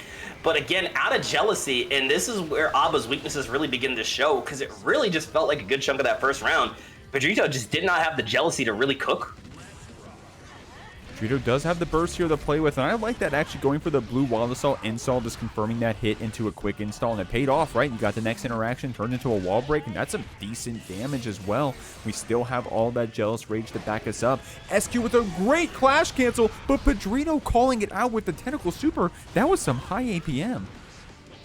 I'm shocked by the Gates of Hell Super coming out right at the last second. Trying to go in for the overhead, using that 4-frame 2P. However, SQ was just shy of range. Throwing out that sword into the overhead. No burst in your name. Gonna have to hold this Mortabato. Burst is back, but you have to hold a hard knockdown and positive bonus. SQ picking it up again. Typically not a good spot here for Abba. No jealous rage at all. Trying to build up this tension, using it on FD. We do have the burst to fight with. Pedrito definitely the Abba to come back if there was a chance to. Unfortunate for another hard knockdown. Going to be unfortunate depending on who you're rooting for, of course. H-Sword's going to get this pickup. Pedrito finally spends that burst. And no jealousy on the table makes it so difficult. Yeah, that cross-up was grimy. Getting the pickup into the Rekka. SQ gonna take game one. No, that cross-up was actually, we got to ban that one. That's actually crazy. That's crazy. We gotta take that one out of the bracket, dang. That one's insane. I gotta update the start GG. I gotta update my rules section. That one was not fair. Gotta censor that shit. Yeah, Gotta put a trigger warning on it. No, I'm gonna have to edit the Twitch VOD later. That's crazy. We're the YouTube VOD watchers. We're gonna be starting this one off from game 2. You guys didn't even see what happened in that first one. Ramlethal. Ooh, there's a reason my nickname for her is Scamlethal Valentine. She comes in and she takes your credit card info. Out into the Wild Assault, pick it up with the 2H. Beautiful stuff from SQ with the Mortabato. That is hard knockdown into positive bonus. Rolling in again, more close slash into the 2S. And really just keeping that pressure up. We're out of jealousy again. And Mortabato reaches that far. My goodness. That was swag. That's like when Tyrant Barrel gets like long distance kills, or like when Elysian Driver dunks the person up through the wall. That's what you saw right there with SQ. But Pedrito on a pixel here, able to fight back with his jealous rage. And no sword explosion. Low on jealousy, and yeah, let's use that esports JH to just snuff out the round. SQ cleaning it up here. I mean, but look how active Pedrito is, right? Like, still active with those 2 S's, still active with, like, these parries and command dashes as well. The blue Wild Assault to try to get a quick hit confirm into that install. But SQ is not having any of it. She's not putting herself in any bad situations. She's waiting for the Abba to hang themselves and then getting these tried and true far slashes and 5Hs. But nice time burst there from Pedrito keeps us alive in this game. Oh, but caught by the sword explosion into Wild Assault. Your jealousy is draining, as is your health. Going into that wall break positive bonus, SQ has been untouched so far, but finally getting that open up with a 2H. We're out of jealousy, but you can get a pickup into Rekka. Go right back on, put black suit on, Peter Parker. Rolling up with that 2H into the little downside. Give me that wall break into some positive bonus. Pedrito fighting with a pixel and a dream. SK got that 100 tension. I like that, dude. So active with those command dashes, able to get through that H-Sword projectile. The YRC from SQ slows things down a bit. Pedrito with no rage to go for any cheeky installs, had to actually fight it out as that baby Abba. SQ on that mental stack is going to get the throw. And Dank, I got to say it real quick. I'm so happy that we're on the mic together. that I get to hear you say Danzai live like that. I feel like you got that coin to yourself at this point. So I feel honored that I get to share this moment with you. And we got a few of those, but I was definitely hoping we'd either get to see an Amor or a Chaos. I could throw in a little catchphrase or two, but yeah, Danzai is just, you know, it's one of those things for you. When you see it, you're just like, yeah, let's go. There we go. We got blessed with some of the dankisms out here. Pedrito still active with that 2S. SQ keeping this ABBA in the corner, man. Very good at jailing them back. I swear Pedrito is so good on this baby ABBA. Just SQ isn't giving you the chance to show it off. No, and that's really, you could see it. And there's another getting the pickup. Yo, the double JS. Okay, all right, Pedrito, we see the fit. Trying to get that anti-air. No luck here. SQ has been making it so difficult to get any hits. But when Pedrito does get them, they make it count. And I like that SQ not rolling over either. Still active with that 5K, but the overhead opens us all up. Try to get deep there for a reset, possibly. No way, dang. No. Hold on. You were talking about illegal plays. I'm putting a flag on the field. What was that? You put anti-air vault? All right. Yeah, no. Pedrito getting a yellow card for that one, but we're still keeping on through the game. One more and you're ejected. SQ gonna get you over here on this wall, getting the splat. The 8-short follow-up gets the break. Pedrito probably gonna force. Oh no! That was a weird one. No, we didn't get the uninstall, and SQ gets the Calvados afterwards. Oh my god, the final flash gonna do a lot of damage. Hard knockdown, positive bonus, and we're bulldogging it. Said, I'm gonna keep the pressure going. Sword tosses to the JK, getting picked up. No need to Rekka here, you still got a round. Sometimes you just have to hold the damage. Mortabato, hard knockdown, positive bonus. Oh my god. Danzai 5H catching the backdash into the vault, and you can see SQ really was just like, hold on, let me close this out, because Pedrito was starting to get a little momentum.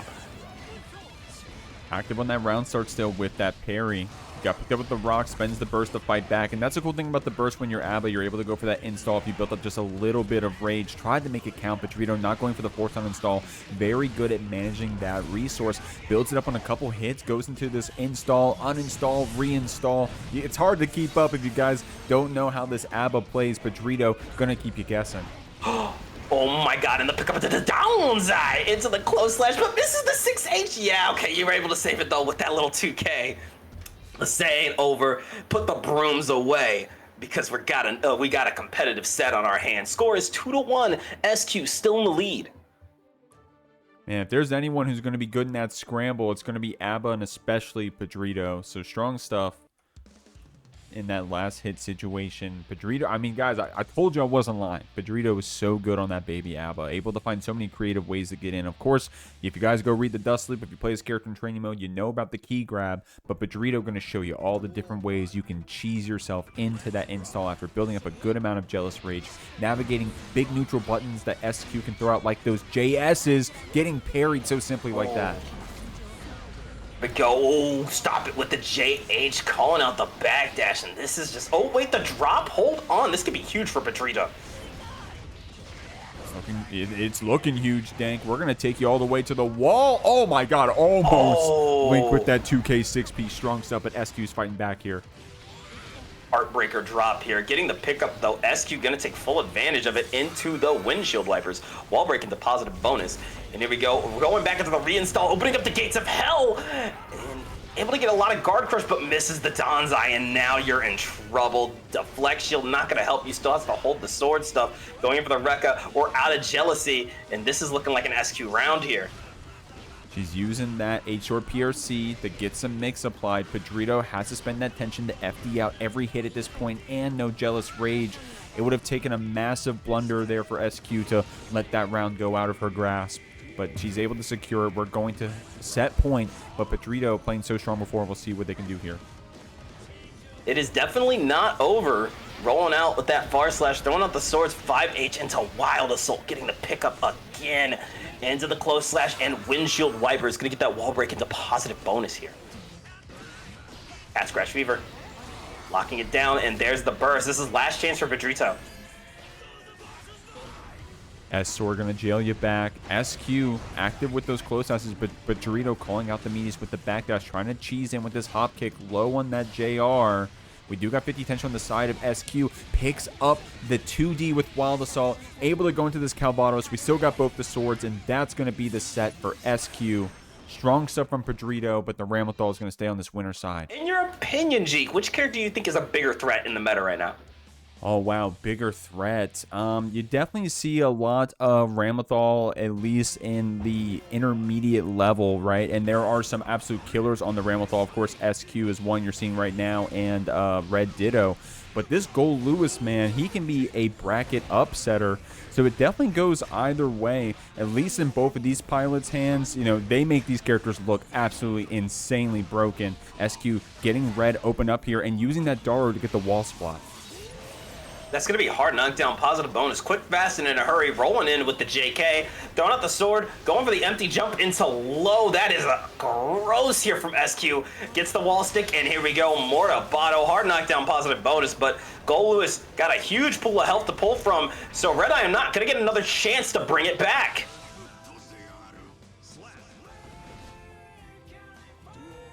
Not gonna matter off of the throw though. Getting into round 2, kill your friends guilt-free.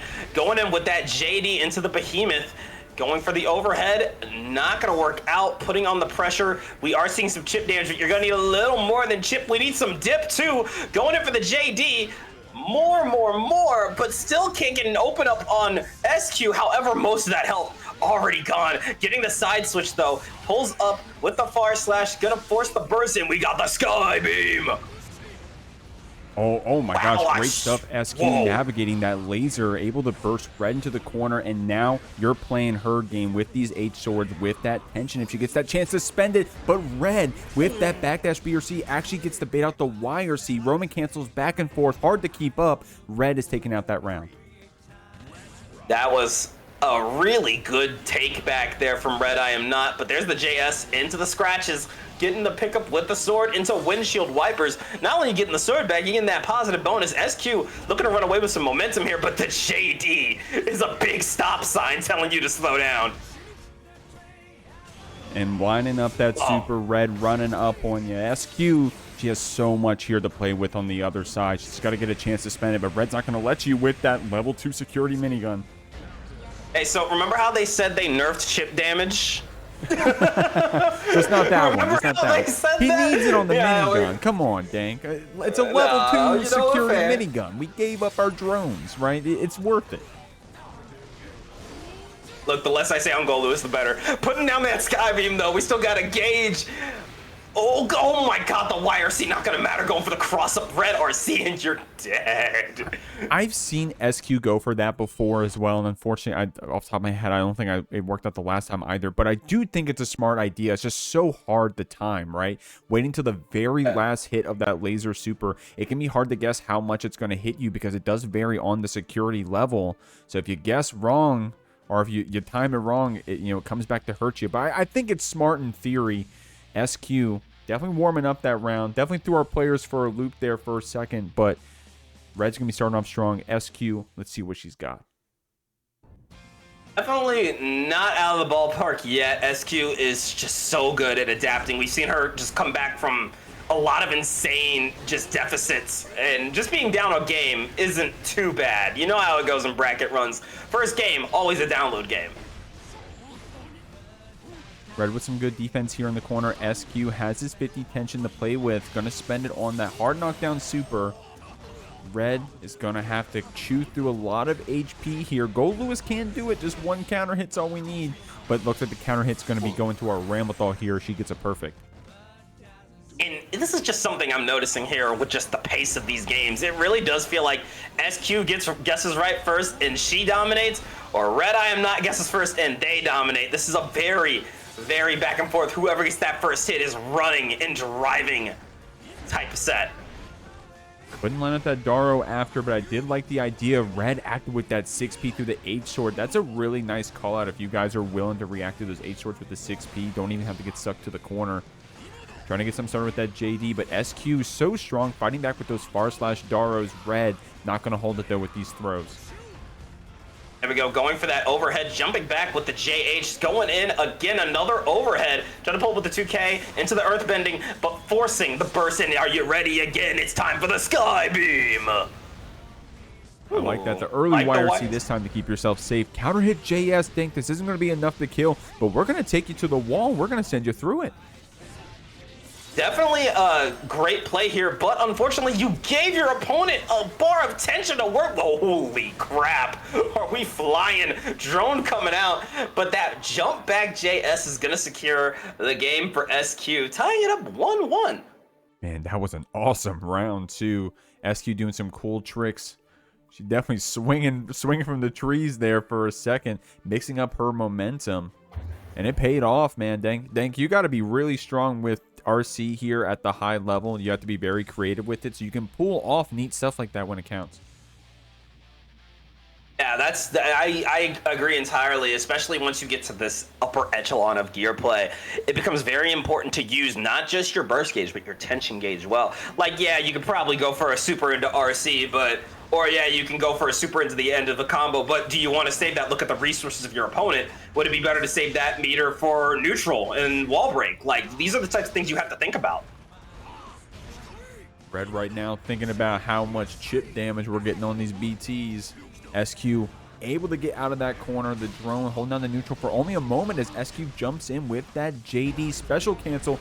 Red getting things started. SQ answers back with the burst, and then Red answers back with the burst.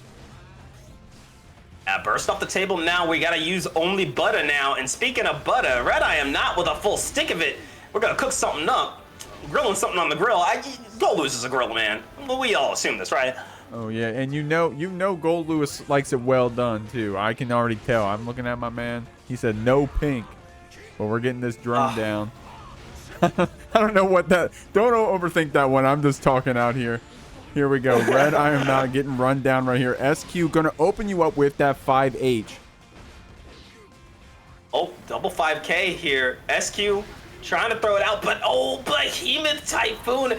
And look at these little micro dashes, really just making you think, like, are you gonna flinch? Are you gonna flip out? And RedIAmNot just always capitalizing off of all these hits.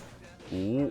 That counter hit actually paid off there for a second for SQ. She was going to go down to that minigun. Unfortunately, just delaying the inevitable as Red still gets that round. But that trade hit was going to be the start of the comeback, especially because she had that tension to play with there for a second. But not today. RedIAmNot is up a game, but we've been going back and forth so far. Definitely not over by any means. Like you said, RedIAmNot, Goldlewis likes it well done. I prefer medium rare myself, but it's definitely looking well done right about now. Just need one more to seal the deal. There you go.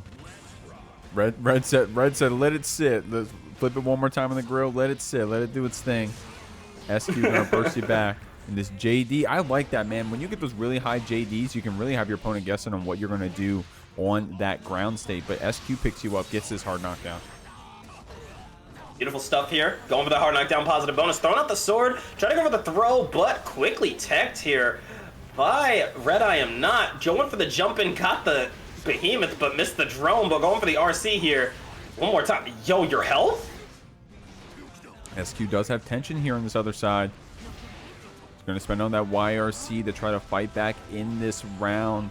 Red also does have the burst. I mean, honestly, you may see a RedIAmNot burst if they have to use it. Minigun going to shoot you back. Doesn't spend all the security. I like that. Maintaining some of that resource. SQ getting checked on that 2P. Red putting you on set point. This is looking rough. SQ can still bring it back, but you have to play such a careful game from here on out. Got caught on the backdash. 2K into another Behemoth. Tried to go for the fake out cross up.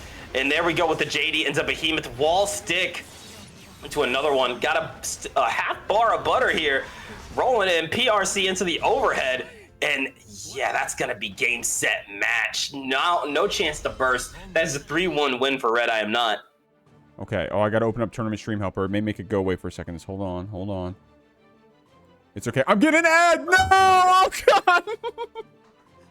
It's okay. It's okay, guys. It's not okay. It's fine. It's fine. It's fine. It's fine. I got Twitch Turbo. Oh my God. I'm going to end it all. Am I gonna sign in? Is this gonna leak my stuff? You gotta like change the screen again real quick. Don't drop your password in front of the class. Guys, we got a pre-roll. It'll go away in a second. Dank, how you feeling? No, I can't complain. Man, no like shot. Come on, Coke. Come on. Oh my God, I got hit with the 3-ad pre-roll. 10 seconds. 10 seconds, guys. 10 seconds. While we're chilling, once again, I want to shout out my homie Jeek here. Thank you again for getting me in for this week. You know, typically I'm busy on Fridays, so had some stuff fall through, but so it's nice to be here. But you know, the set looks like it's live here, and Dany is doing Dany things on the screen. Yes, evening up the rounds, guys. You didn't miss shit, okay? We're evened up here. It's winners semifinals. This is round 2, or rather the second round we're seeing of the winner side of top 8 of the Jeekly 65. Dany versus RedDitto. Gonna keep it a buck. We're having some desync issues. That's the state of the game right now. I'm not gonna hide it. So we're watching RedDitto stream as they're playing Dany in park. We're still playing for those $300 in the Matcherino. If you want to contribute, !Matcherino in the chat. Claim those codes. Hey, yeah, no, really go claim them. I still see 26 codes, !Matcherino, 2 seconds of your time. I want these codes gone before grands. Come on, we can do it. And both these players in the running for that money. Big shots to Scary for doing a massive contribution to the prize pool, upgrading our prize pool up to that top 4 split. So the players you're seeing here on the screen, they're seeded to get that far at the very least, if not win the whole thing. Good counter hit there from Dany. Going to confirm into this red RC and take RedDitto through the wall to close out this first game. Look at that pickup into the DP. Got the close slash into the 6-8. Wow. Wow. I might be a little behind. Sometimes, you know, you should shout out Opera for being like 10 seconds behind. Opera is, you know, that's actually why I swapped from Opera. I don't mean to do like an anti-Opera ad here, but what is with the Twitch delay on Opera, my man? Oh, it makes me like so tilted sometimes because I'll be like, yo, like at this point I'm being lazy because like I know I should switch back over to Firefox. I want to, but then I have to move all my passwords back, and I'm like, that's a whole day. Do I really want to do all that? Honestly, the reason why I'm on edge right now, and y'all are probably gagging, but the reason is my Chrome crashed, but I didn't want to close my tabs because I got all my stream tabs up and stuff right now. So that's why I didn't have my turbo on for Edge. So, man, apparently, shouts to Firefox. Yo, Firefox is the GOAT. I've said it before and I'll say it again. Yeah, like you want a good browser? Also, this is just a me thing. Why is it that so many times when I want to watch something with my friends, like we want to watch them on HBO or Max or Netflix, if you're on anything that's not Firefox, you just can't see it? Guys, real quick, I realized I had the names swapped. So Dany still got the first game though, right? Am I right? I believe so, yes. Okay, all right. I just had the score. I had the score on red. Okay, thank you, chat, for keeping me humble. Can you guys blame me for being a little scrambled right now? But thank you very much for staying on top of me and keeping the stream alive. Y'all do it if I can't. We're trying to get something started here. Dany getting thrown on our own pressure. RedDitto is low HP here, though. Yeah, but the back throw incident. Flying in. One more time with the sword toss, going for the jump in, tried to get the low. Another sword toss, guard crush. Be damned, Dany is staying on the defense. Tried to get that run up 6p2. My man was aggressive there in the neutral. Even on the whiff, was ready with the far slash right after, evening up the rounds. Basically even burst on both sides. Another round 3 situation. Dany looking to clutch up a second game. Goes for the Wild Assault, confirm a second Wild Assault to lock out the burst. And I really like a play like that. That's very smart. Yeah, your opponent does still have access to burst, but at least you got positive bonus before you even have to worry about it. Nice just blocks here from Dany. RedDitto trying to get in with those fast RCs and does eventually open up this Kai Kisk. I mean, that's crazy, man. Even if you got good enough defense, you get opened up once by someone like RedDitto, and they're going to blow you up regardless. Still has the burst for any Wild Assault shenanigans or for defense if we need be. Nice blocks, good deflect shield. Tried to go for the air throw, but I said I got that one right back at you. Uno reverse card, pulling up with the 6H. Dire Eclat, however, gets the Wild Assault confirm ever so slight, but here we go, right back at you. Not enough meter just yet. Oh, Mortabato catching the 5K. Slight miss time. Gonna tie the score, 1-1. Nice run up 2P there from Dany. That's a very aggressive round start, but obviously pays off a lot when you get those counter hit 2Ps. We got RedDitto fighting out of that corner. Very creative at doing so. Dany trying to get out of this 8-sword pressure, but RedDitto hits you once, confirms it with Wild Assault, and sends you through the wall. That's a nasty pickup. And yeah, like you said, hard knockdown, positive bonus here. What is the play? Going for the cat scratch. YRC here from Dany. Shock state applied again, but are we going to get to do anything with it? Still checking, though. No way we're getting the How to Train Your Dragon side ad right now. God damn. I'm still able to see the game, of course. RedDitto going to send you through the wall. I didn't know they were making that a live action. Did you know they were making a live action How to Train Your Dragon? I knew of it. It was one of those movies where I looked at it and said, didn't this movie come out when I was a kid? Why are we doing it again? Man, if they're giving me a side ad, you know what? I'll take that. Guys, go watch DreamWorks How to Train Your Dragon. Just please let the stream work. Just please. And no, fuck you, Chrome on the side ad too. No, the reason I'm here is because of Chrome. RedDitto getting game 2. We're up 1 game here. Google got a lot of nerve to pull up and advertise right after this fiasco. Yeah, goddamn Chrome. Goddamn, yeah. I think moments like this, you know, what is it? You know, edges make a blade stronger or something. I literally just made that up. Here we go, guys. We're in game 4. Dany getting this run-up throw. Strong stuff. Go for the throw again. Yeah, like you said, shock state is applied. Going for the close slash, but 2K into 6P. Lariat going for a throw of your own. And a big counter hit, throwing out the sword. Got the explosion. Mortabato. Hard knockdown, positive bonus. Dany fighting for this $300, man. RedDitto does have his burst here, and honestly, you may see it here in this round. We got 100 tension. The fight, well, you're not going to have to see it with that OTG on the windshield wipers, too. Didn't even have the swords for the OTG, but it still looks so cool. Still able to deal that damage and still puts us on set point. That DP bait was an absolute heartbreaker. RedDitto at set point here with full burst. Has all the resources you need here. Going for the windshield wipers. That's a more positive bonus. We are playing with the best of them right now. Going for the swipies. Trying to get that hit. Playing a little back and forth. But there's the Wild Soul IB into back throw. This is looking dire. Oh my god. This route was insane. Going into the Calvados as well. So insane that it was too good to be true, Dank. Oh yeah, no. You know what? There's a reason I call it the final flash. You know, you'll see it throw out, but much like Vegeta, is it ever really gonna kill? Oh, double JH, flippy dippy, got the DP. What a DP at that. More chance here for Dany.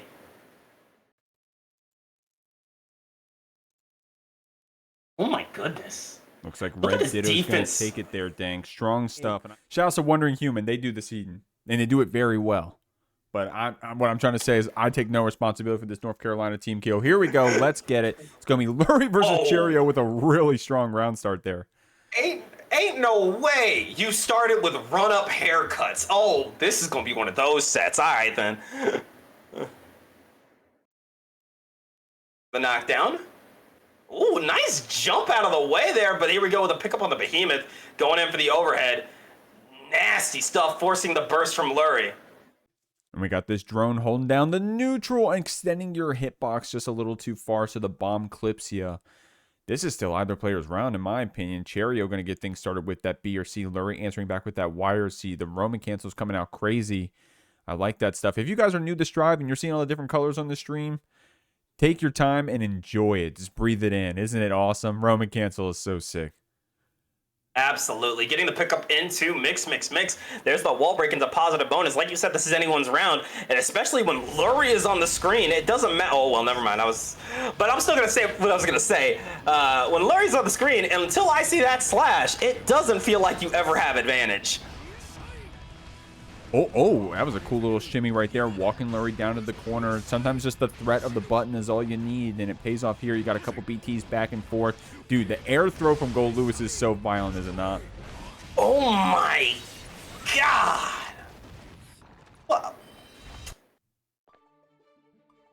Moment of silence. I'm upset. Just don't get hit, Dan. That was gross. He tried to 5K that hold this coffin, bro. Yeah, from downtown too. Strong stuff. Cheryo boxing this Faust here in the corner. I mean, that's the thing about Faust, right? Faust does have a couple good anti-airs, and a couple good buttons to try to fight back. Well, rather, you have a couple good anti-airs and not so much of the good buttons to box back with, especially with the spacing that Cheryo was showing, right? So that, I mean, that's to their advantage. Strong stuff. Has this afro on their head, not getting taken advantage of it quite yet. Lurry was able to get that rising JKJD though because of the afro state, and then the follow-up is pretty cool. Jails and Cheryo waits for their chance to fight back though, and now is moving back to this mid-screen. Oh, then we're going for the run and throw, a little Kisk tech, going in for the cross-up. Hey, yo, big Millia out here. Whoa. Haircuts from behind. Gotta give you a nice little taper up. We can't have you looking like that. Gets the pickup into the mix. Little homie on the field, gonna shut it down for even longer. 2H the box here for a moment. I love that back crawl over the minigun, or under it, I should say. A lot of afros, bro. Okay, we're just getting the bad luck out early, I guess, Dank. I mean, hey, you know what? Get the bad luck out now when it can't. Oh, no. Dude. Cheryo jumping that command grab right there is proof that they have played a boatload of sets. Like I said, North Carolina team kill out here. That was insane that Cheryo called out the super PRC command grab with the hold up. Yeah, that is not something you see between just two players playing the bracket. That's a training partner read, which just makes the set so much more exciting when you know what your opponent's going to do. Oh my goodness, look at this pressure. Risk gauge racked to hell and back. You cannot afford to get it. Oh no. Oh no. Yo, Dank with just like the little, oh no. Like, what else do you say about that? That's how it feels when you see when you get counter hit by Goldlewis. It's just the oh no roll credits. All right, Cheryo up 2 games here. We'll see how things pan out. Lurry does have the Leo and then recently the chip.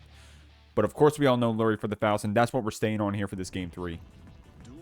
And you know, I gotta admit, like, even if you're not like feeling the matchup for your main, it's better to stick with the character you're most comfortable with when you're going into a set this high level, especially in a top 8 set. Cheryo has this 50 tension built up, keeping Lurry here in this corner, but the little homie, he's running up, he's going to stop it. Oh, nice save there from Mini Faust. Oh, and here we go once again with the Behemoth, gonna get that kill. This is a set point for Cheryo. We're boxing back and forth. Good whip punish there from Lurry on Cheryo's far slash, turning, oh my god, almost turned into that wall break with the 4, but we were ready with the burst. Cheryo. Good stuff, man. I mean, Cheryo getting called out in these far slashes quite a bit recently in this round. Oh, but there we go with the scalpel thrust into what was going to be clean hit, but going for the full confirm. That looks so nasty. Confirm at that.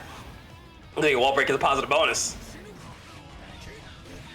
Cheryo, oh, unfortunately couldn't get that drone out in time. Lurry was able to check you for it, and the command grabs are going to give you a nice little, what would you call it then? Getting the taper or what? Getting the fade, there tapering it up, nice. You know, something else I gotta mention. Shout outs to Lurry for finishing that round, because little homie was not helping. Yeah, Mini Faust does as he pleases, I presume. Not only do you have to throw the Mini, you got to get the RNG to throw him, you got to get the RNG that he plays the game, but Cheryo activating it preemptively with the 2S, saying, hey, I don't want to deal with it in pressure, I'm just going to activate it while I have the opportunity to, and it pays off, right? Because now you're running Lurry down here, going for that 6 HBT. That was a cool route right there to jail back this Faust. Oh, and there we go, throwing out the bag, full thrust, trying to get a little something going. 6H, horn out, you gotta grab that. You cannot afford your homie getting that. Good Got the tap dust. And we're 6P'ing through. This is some strong stuff, Dank. That's it.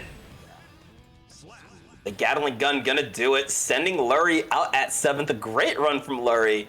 7th place is nothing to sneeze at. And we had some Frijoles fans here in the chat saying, wins Frijoles. Okay, don't worry, they're coming up next. And here they are, starting off with this burst, throwing that trumpet. Man, some unfortunate items, right? We saw a lot of afros coming out from Lurry. Frijoles starting off this round with the banana into the trumpet. Of course, the trumpet can be good when you pick it up like that. Deafheaven here in the corner. Yeah, no, I was thinking the same thing with the items. I'm like, did we use up all our luck, like, getting here? Like, what's going on? But there's the hammer time. Getting the pickup with the mix. Gonna break the wall. Get a little positive bonus here. Meter rolling in. The J2K, get the pickup with the 6P into mix again.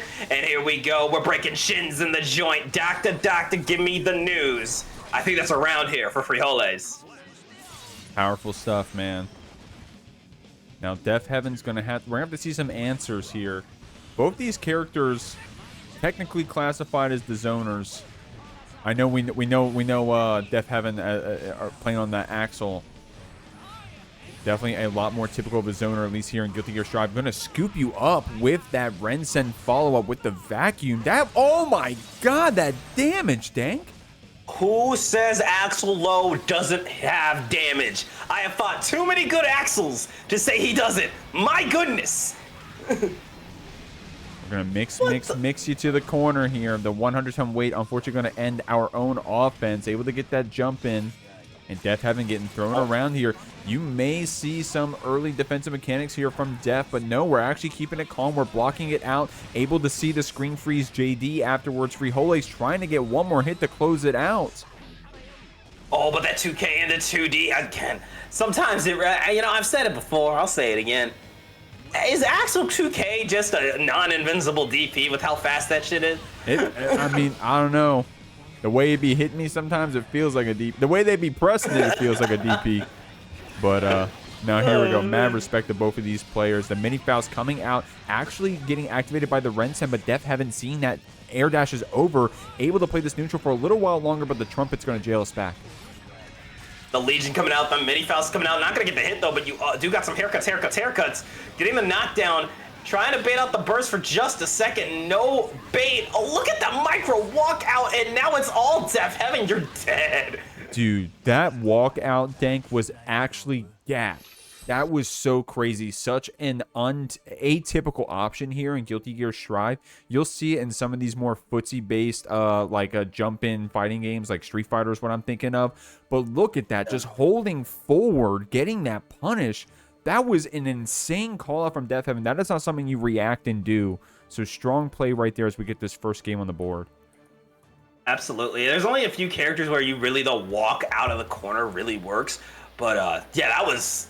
Faust is definitely one of them, and I really commend Deafheaven for that sneaky little walkout. That was really nasty.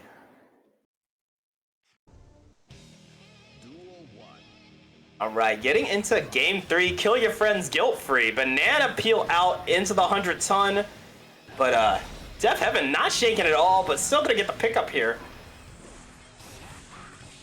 Oh my gosh, yeah, so you trade there on that bomb, but nice, able to get yourself out of the corner at least, and now you're caught up, if not surpassing that HP. Frijoles does have that 50 tension to play with. We got to see how creative we get with using it. Of course, the Scarecrow PRC, like you saw right there, can be really good at calling out the zoners, but Deafheaven already knew that was coming, already knew that was an option, and was ready with the punish. That was awesome. That was disgusting. Deafheaven definitely feeling a lot more comfortable than he looked the first game here. But let's not count Frijoles out just yet. Said the meteors set up, but said no, we're going back to the barbershop. Getting a nice little JD, but again, these walkouts. Said if you're going to keep going for jump-ins, I'm just going to walk under them. Now, these items are going crazy. We're playing Mario Party out here right now. Was able to box back, but the mini Faust actually ended the pressure that Deafheaven earned there, and Frijoles just had to close out with a couple hits to even up the rounds. That was definitely a crazy round back and forth. Some good plays from both players. We're going to see how it pans out here. The snail actually getting beat up by the hammer. Deafheaven wasn't able to keep our Oki. Okay, throwing out the throw. Got the bomb as well, but getting caught by the Rensen. Yeah, Bomb not going to do anything, but at least you didn't get caught by it. Staying on the defense here, Frijoles just going to have to play a patient game. Yeah, and I think I'm learning, Dink, watching this matchup. I don't play either of these characters, but I think Axels must hate the bomb item because extending your hurt box, having a hard time ping-ponging it back. So Frijoles definitely trying to fish for that item, it seems like. Of course, you can't guarantee it. Now we're just running it simple, getting these hammers, trying to get that command grab. Deafheaven gonna fight back here. Frijoles trying to break the wall, but definitely didn't plan on them going that way, huh? Yeah, that's an unfortunate incident, but you know what? Going for the burst, jumping over the command grab. Mini Faust not gonna help you out. Little homie not getting paid enough, I guess. There's the 2P into the overhead. Good defense, but again, Deafheaven doing such a good job keeping Frijoles out. Keeping that air snail to try to chip out Frijoles. It does eventually work with those air normals. And yeah, that was a weird one, Dank. Of course, that is a command grab, right? So, like, maybe it didn't have an active hurt box, like, or hitbox to hit the mini Faust, but I know that you're able to combo with it, right? So maybe I just don't understand exactly where the hitbox is on the command grab from Axel, but didn't trigger that mini Faust. Unfortunate stuff. Depending on who you root for, that is. Deafheaven is up 2-0. Yeah, really solid stuff here. Frijoles has been trying their damnedest to get a point on the board, but again, it's not often you get to see Axels at this level. They are, when an Axel knows what they're doing, it feels damn near impossible to get in. Yeah, shouts to the Twitch chat, keeping it alive, by the way. We got Mouqui, we got Yowie Enjoyer, Lucid Moth. I gotta scroll to see some of y'all other ones. We got Angel, C-Word, Black Manta. How you guys living? You're watching an awesome Jeekly tonight. Definitely some really cool characters here, as well as some very notable players. So definitely fun stuff to watch. Appreciate y'all being here. Oh, running in with the super. We are going to break some more shins in the joint. Hard knockdown positive bonus. And yeah, Frijoles is going to need that meter going into this next interaction. Going in with the JD. Got caught by the 2K2D again. One more time, BRC. Trying to go for the overheads. This is some nasty pressure. Yeah, and then if we whiff those box back normals, just go for the next one when Frijoles feels like they're safe. They got such fast recovery. It's good to fight with. But Frijoles does get on top of you, has that command grab. We do have that 2K2D that Deafheaven has been representing, but outside of that, the defensive options can be a little lacking. So Frijoles able to keep Deafheaven here in the corner. The JH closes out the round. Deafheaven does have the game lead, but Frijoles starting off strong here in this game 3. And sometimes this is all you need. A turnaround like this could change everything. Getting the pickup with the explosion into 6H wall break, more positive bonus, burst on the table for both players here, and you gotta wonder, is Deafheaven, yeah, there it is. Oh, but said I'm right here, going for the PRC teleport from the other side. Hello, and getting the close slash. 7 golden letters here. Frijoles with a point on the board. Signs of life. Awesome stuff there, man. Yo, if you're a Faust enjoyer, this is definitely the VOD to watch, or the stream to watch if you're here live. Welcome, guys. We got Lurry, we have Frijoles. And also, the Axel's coming out to play too. You said it already, Dank, but yeah, I mean, you know, I'll say at least here in the Jeekly, we do get some pretty strong Axels. McSmitty jumps to my mind. Deafheaven is the other one, man. It's always awesome seeing these really good Axels come out in here. Stealthy is an Axel, if I'm not mistaken. I think they were actually in the bracket as well, so definitely a lot of strong Axels out here. Yeah, really strong Axels. I mean, the Axel bracket, I'm here for it. It's fun to watch Axel. Oh my God, what a thrust. Pick up with the bomb. Oh, and the wild assault mix. Frijoles going nuts with it, getting the knockdown into Red RC, but I'm not done yet. Rolling in one more time into the jump-ins with the JPs. Playing a very mindful spacing, going for the JD, got the knockdown, bombs away, going for another thrust, a second thrust, and the bomb catching the landing. That was classic Faust right there. That's great. Yeah, I think Deafheaven did double jump there, so the landing actually caught by the bomb. What crazy timing. Frijoles with a nice bombo combo in that last round. Can we keep that momentum up, though? Deafheaven still has his burst here. Going to spend it afterwards there. Trying to box back with that bomb, and it actually, Frijoles extending their hurt box, getting caught out by it. Oh, going for the jump in. Oh, one more time. Got the knockdown.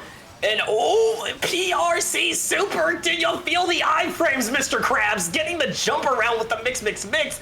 Pop up with the afro. And the mix. You're still in the corner. Oh my goodness. Oh man, those combos where the screen doesn't even know where to go are awesome as a spectator. Great stuff right there. Deafheaven going on set point.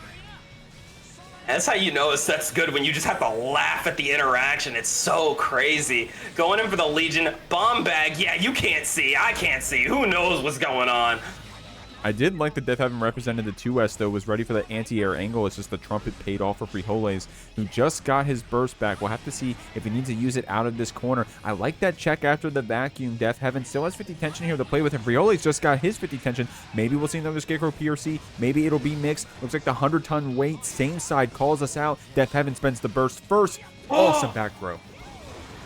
What a call out, and going for the gold burst, getting some positive bonus right here. This is a do or die situation here. Getting the pickup, 100 meter here for Deafheaven. You're gonna get a chance to use it because there's no way that the shins are gonna kill here, but you do get hard knockdown positive bonus. Frijoles is at guess for game. Deafheaven does have a lot of tension here to play with. 100 this to be exact. Frijoles did get that trumpet though. The 6B anti-air is gonna be all it needs. Falling into the Legion, as you say, Dank. Frijoles evening up the games. We're going to game 5. This is, oh man. Oh, this is some good ass food. Yo. We eating good tonight. Crazy set. And if you guys are liking what you're seeing, exclamation point Match Arena, go claim those codes. We still got 24 codes left. Come on. Let's get them all claimed. I think these people have more than earned the extra cash. Yeah, for real. And the prize split was extended to that 4-player split. Big shouts to ScaryEsquire again for that massive contribution to make that happen. If you guys want to show some respect to that, all you gotta do is claim those free codes. There's also some Paragon side quests. If you haven't followed Paragon on Twitter yet, you're asleep. So go ahead and go follow Paragon, add some money to the pot. Frijoles gonna keep Deafheaven here in the corner with a really strong start, Dang. Oh yeah, no, insanely strong. And we're back at the mix. And it really does feel like Frijoles has gotten the vibe of what's going on. Deafheaven has still been playing well, but it just feels like Frijoles is controlling the tempo now. We're at set point.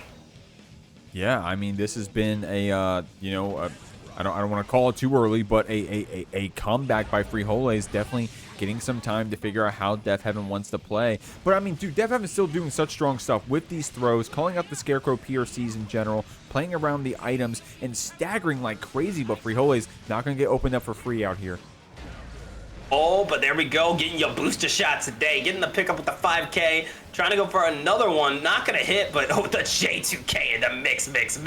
We gonna break some shins in the joints yet again. Bro, somebody check on Axel's legs. How many shins have been broken? Man, my man, that's why he wears the jeans, right? From Exert, he had the jorts on, but now he puts the jeans on trying to protect his shins. But we're getting back thrown again out here, man. We got some tension to play with, and it's going to be that IAD JH Deafheaven bringing us the last round, last game. I love me some double Luigi. Burst on the table for Frijoles. Oh, but the run under said, I'm not going to deal with it, but another booster shot. Getting the pickup with the bomb bag. Oh, my goodness. Oh, getting that Rensen call out there. We do have the bomb to fight back with. Deafheaven actually going to box it out, but Frijoles just goes for a nice, tall air dash to try to fight back. Deafheaven going to steal this corner here. Both the players, I think, we're like really slowing down the APM, waiting for the other one to hang themselves. Oh, and that could be the situation that Deafheaven was looking for. Beautiful pickup, going for the PRC, trying to go for a reset of some sort. But there we go, haircuts, getting that fade again. Going in for the JH into the JD. Beautiful pickup here. Got the meter, but we're gonna save it for our last guess for game. Could be another Scarecrow PRC. Of course, Deafheaven has been calling those out. This time is able to block it. The 5D RC baits the burst. Dog, Frijoles with a nice comeback there. Wouldn't have been as nice of a comeback if it wasn't for how strong Deafheaven played, but Frijoles is going to move on. Oh, once again, Ramlethal versus Goldlewis. I'm curious, you know, again, SQ, fresh off of a fight against RedIAmNot, is that going to be an advantage or a disadvantage? Who's to say? But kill your friends guilt-free. We're about to get into it with the JH into throw. SQ already setting the stage, but the empty jump back throw incident? We are swinging. Well, both these players definitely going to be swinging. It's in both of their game plans, right? SQ swinging these swords, Cheryo swinging this coffin. So we'll see how it pans out. Even in all of our resources, basically on both sides, SQ is running her offense at the moment. But using that White Wild Assault, definitely a very niche system mechanic nowadays. But you'll see some of these high-level players pull it out just at the right time. Oh, and look at that air block, but caught by the sword. Earthbending with the best of them. Gonna get the Rekka into wall break. That is positive bonus for SQ. Trying to use that fast PRC to keep that pressure going, to nullify those minus frames, and then getting that backdash PRC, another very high-level mechanic you'll see around here. I mean, definitely takes a decent amount of execution, let alone to pull it off in a top 8 like this. Strong stuff from SQ, but Cheryo already scooping you around the screen. Oh my god, washing you around with this coffin, man. Dog, it has been 13 counts. What the hell? Oh man, poor SQ getting brought through both the Goldlewis blenders. Cheryo, definitely one of the strongest Goldlewises out there representing that North Carolina scene. SQ going to get bursted back here. Cheryo trying to get things started with this drone, walking it down the neutral. There we go, rock out. Gonna get the sword. Not enough to really get anything started though. Throwing out the coffin. One more time, a sword toss has entered the chat. Get the pickup with the red RC. And here we go, Rekka into wall break. Positive bonus. SQ also has her burst just in case she needs it, or she can use it offensively. But now this Goldlewis got you in the corner exactly where they want you. And man, before you even get the chance to spend the burst, the wall splat comes out. I surely didn't expect that one. SQ, of course, still has her resources, but the life total now is definitely dire. Yeah, I mean, you do have a lot of resources to work with, and I think there was no better time to burst but the White Wild Assault RC. I could write a manifesto about that. Gonna get that pickup, though, and a kill. Game 1 going to Cheryo. We got to give Cheryo credit for that combo, though. Holy shit, dude. Look at this one again, man. Guys. Definitely a fun one. That was a...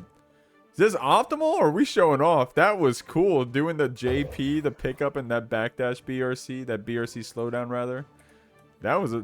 Hey, if I'm going to die to Goldlewis, hey, if it looks like that, all right, so be it. Gotta do what you gotta do, right? gotta skew these rounds somehow. I mean, that was definitely either player's game, right? SQ had all those resources for her to play with. It's just that Cheryo came out on top, but that's why Guilty Gear is first to 3, right? Sometimes it's going to be a Ramlethal round, sometimes it's going to be Goldlewis round. So, hey, sometimes there's Dizzy rounds, okay? Every character has their rounds, and it looks like we're evening things up right now. Cheryo are going to gun you down. Here we go with the throw. Pulling up again. Oh, good IBFD on the 2P, but getting caught by the Behemoth, forcing the burst. A little later than I'm sure SQ would have liked, but if you can get the momentum back, this is still a very doable round. Cheryo with a lot of security. It's going to keep it simple with that soft knockdown, hard knockdown rather, but able to see that YRC. Try to go for the double scoop security cancel BT. Definitely an awesome mechanic that this Goldlewis got handed recently in one of these balance patches. SQ keeps them in the corner. The 5D gets the pickup. Not enough to kill, but we're looking good here. There we go, positive bonus, trying to hang back just a little bit, and 6P into double Behemoth. Another round for Cheryo. Oh, SQ staggering you a lot with that 5K. Oh my, dang, what was that, 8 5Ks in less than 10 seconds? SQ gonna send you through the wall. Put the toes away, girl. That's all I gotta say. Going for the jump in, getting the pickup with the sword swipes. One more time. Oh, nice. Into sword toss. Far slash and getting the overhead, but not enough to break the wall. But SQ with this suffocating pressure with a round on the board. But can she close it out? Got a perfect right there. Both players have their burst. Oh, got the cross up. Oh yeah, good burst, good burst. The sword toss, and there's the burst waiting it out, trying to hang back here. Definitely a much slower game. Cheryo very good at using that White Wall Assault, so at least you know it's off the table for a little bit here. Finally gets that jump 2K. We're doing some, fairly basic stuff here in the neutral, but it's working. It's paying off, you know? It's like simple stuff. Just empty hop 2Ks, walking you back and forth, backing up, trying to shimmy to try to get in like a nice far slash pressure. Of course, Cheryo earned this corner pressure on right now, keeping it simple with the BTs, forcing SQ to pick something, and then when she does pick, it's wrong. Cheryo up 2 games. That's really just the tale of Goldlewis. It is putting you in so many just dire situations to the point where you feel like you just have to do something to get out of it. And chances are, Goldlewis has a plethora of options to deal with whatever option you're throwing out. And SQ really just getting suffocated here. I mean, but again, right? How simple was that, right? Just run up, you know, you're sitting there, button BT, button BT. SQ sees Cheryo running up, goes for the, you know, just simple throw tech, but the mix was as simple as jump in your face, right? So definitely boiled that game down of Guilty Gear Strive to some very simple fighting game mechanics, but still such high level of play from both of our players. SQ taking a second, deciding, hey, do I pull out another character? Of course, she does have the Unica. She's played a bit. I used to know SQ for that Elfelt side quest she went on. But no, we're locking in on this Ramlethal. We're going to see what we can do here in this game 3. I mean, we went to the last round every single time, right, Dang? So there's definitely something here. Definitely gotta you know, call it like it is. I think that was a great time to take a second to like breathe. Sometimes I've noticed this too, just in my time in the commentary booth. Sometimes players will go right into a final game situation just ready to go. There is something to be said about just waiting a minute. Either it's go for a color switch, refresh your mind, something. You don't want to go right into a high pressure set if you're stressed like that.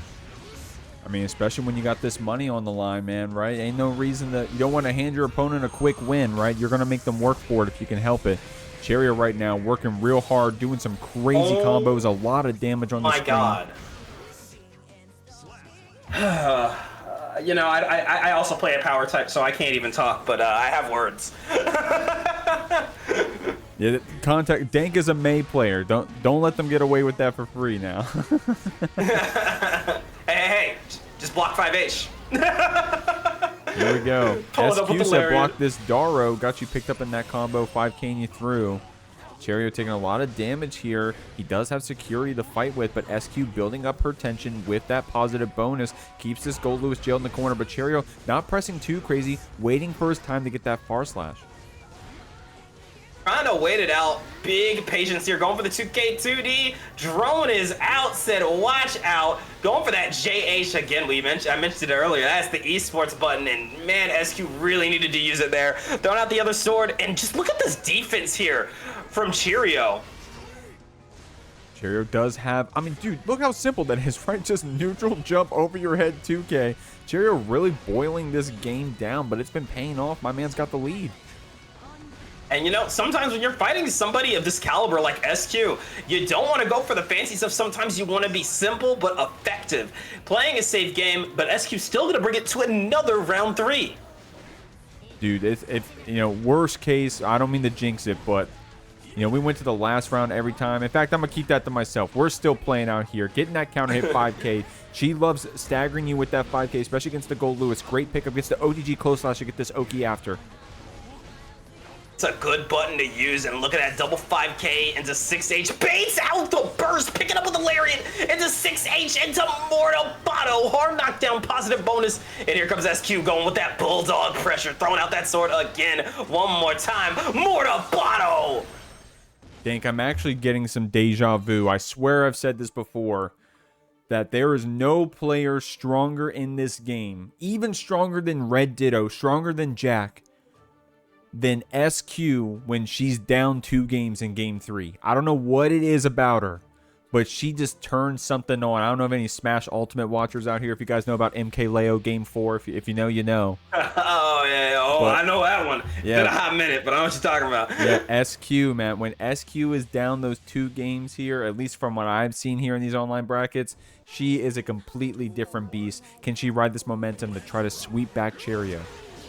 Oh my god, you did not just gold burst the JH. That is some menacing aura right there.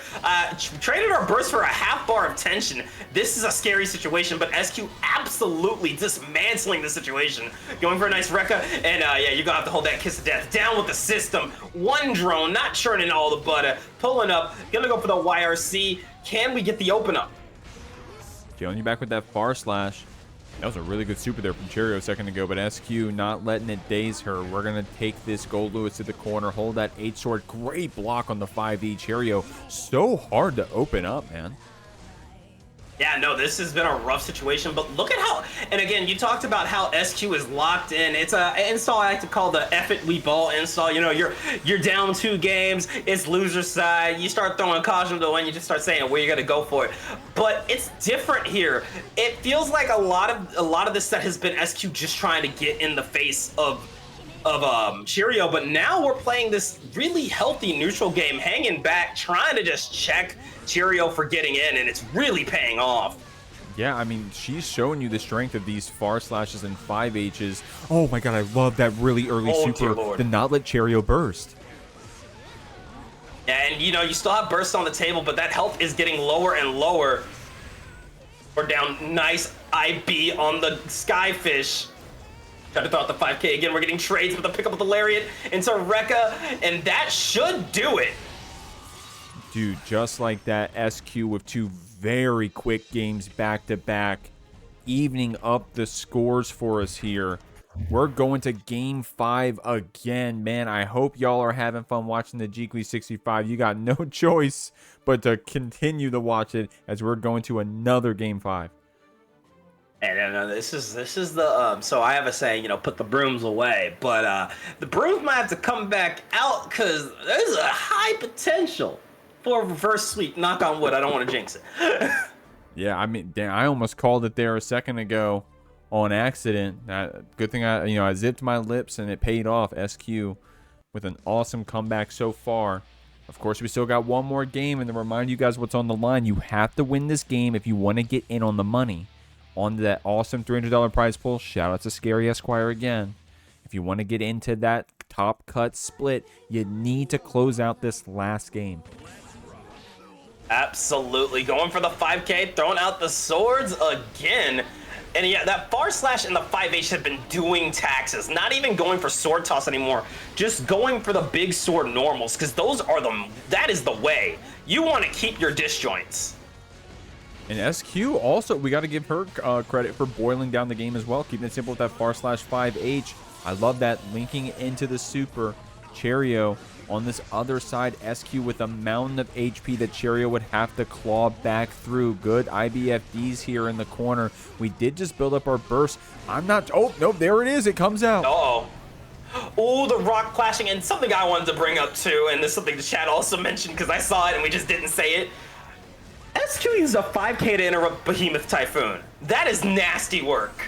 Yeah, that must be why we see her staggering it so often here in neutral. Or I say stagger. I'm gonna keep it a buck. She's slamming that 5K, and it's paying off. She's here on set point.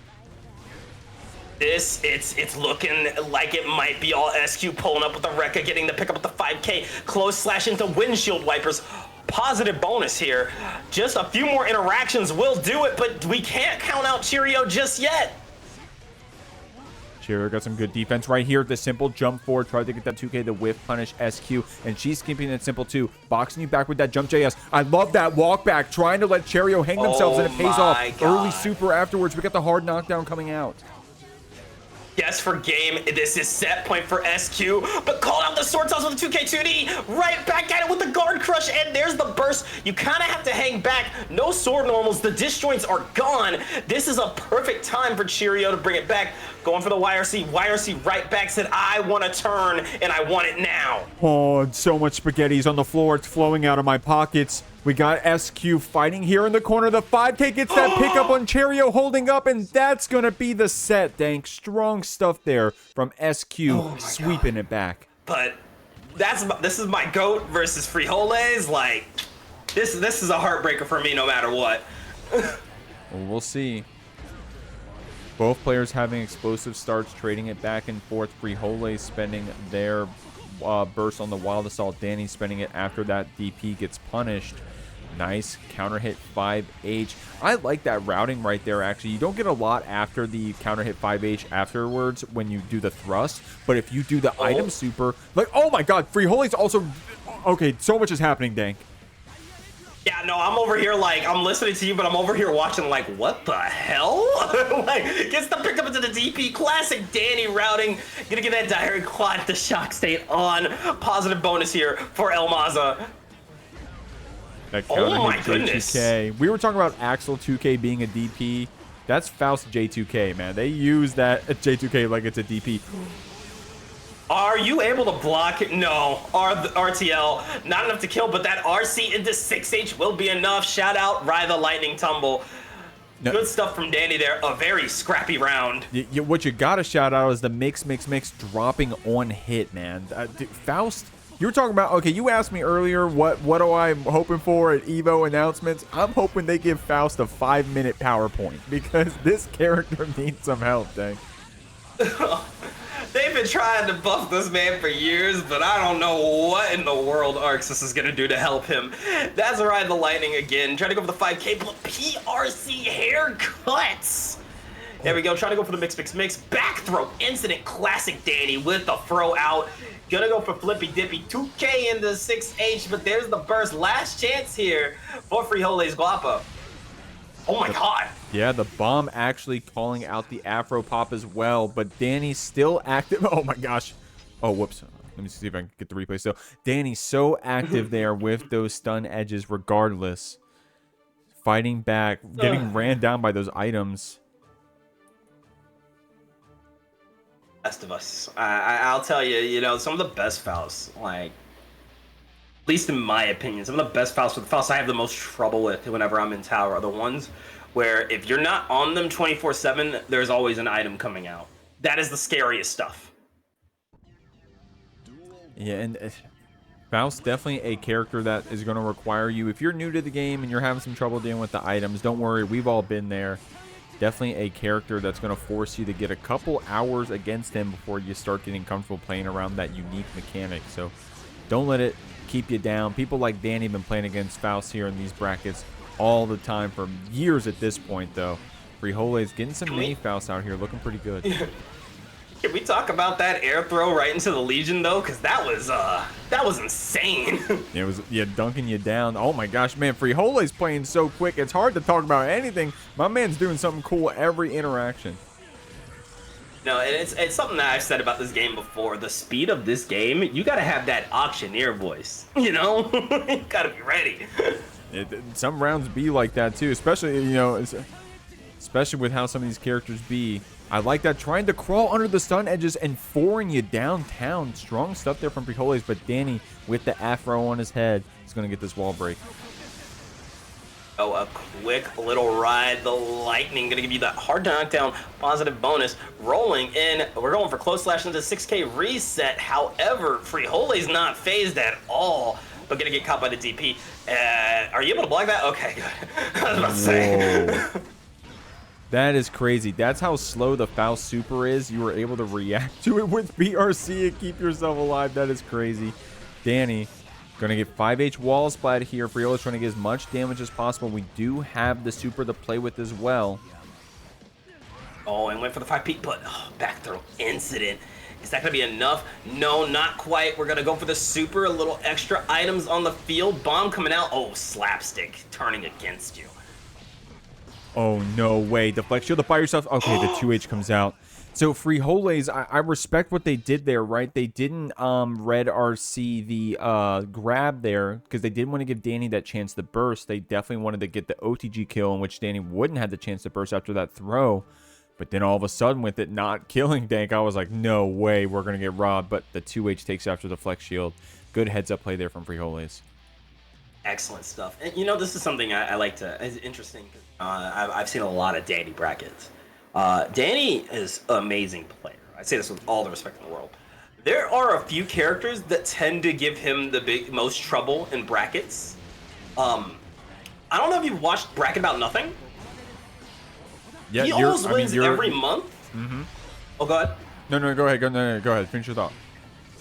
almost wins every month, but like I think 1 or 2 of his losses have been to Faust. This is one of the only characters that really gives him a hard time.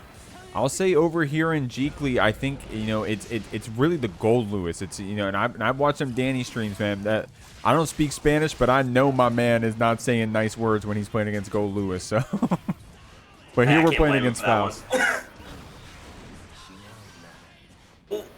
Good patience from Dany. Got the tap dust. Charge stun edge coming out with the DP to take you all the way to Brazil. It's a flippy dippy. And Diary Clot with the shock state on wall break is a great move. In that 100-ton weight, I like that actually. It keeps yourself safe after that food charge. And that full charge Scarecrow, if it hit, would have been plus on block. Dany doing a good job spacing it out, getting that burst from Frijoles. Man, we're on what side of the screen? I don't even know. Blocking the 5D, trying to get a shimmy out here. Dany only needs one more good combo to close out this round, but it's going to be Frijoles using that DP J2K to close it out. My goodness. That's a round for Frijoles. Again, this has been such a tight set so far. I would not be surprised, or maybe this is the greedy talking. I want another game 5. Look at that, going under the projectile. And you know how I was mentioning this could be a tough set for Dany? It's not because Dany isn't like good at fighting Faust. It purely comes to whenever these Fausts take him out, they are utilizing that crawl. Anything that makes it so Dany can't consistently get a shock state makes it so difficult for Kai to succeed. Going to get this hard knockdown though. Frijoles did have the tension to play with. It was going to be that super PRC, but Dany actually going to get the counter hit regardless. Look at that damage dank. This looks like a Kai round. You know, sometimes I'll see Dany do a combo and be like, are we sure this ain't so bad guy? I'm like, what was that?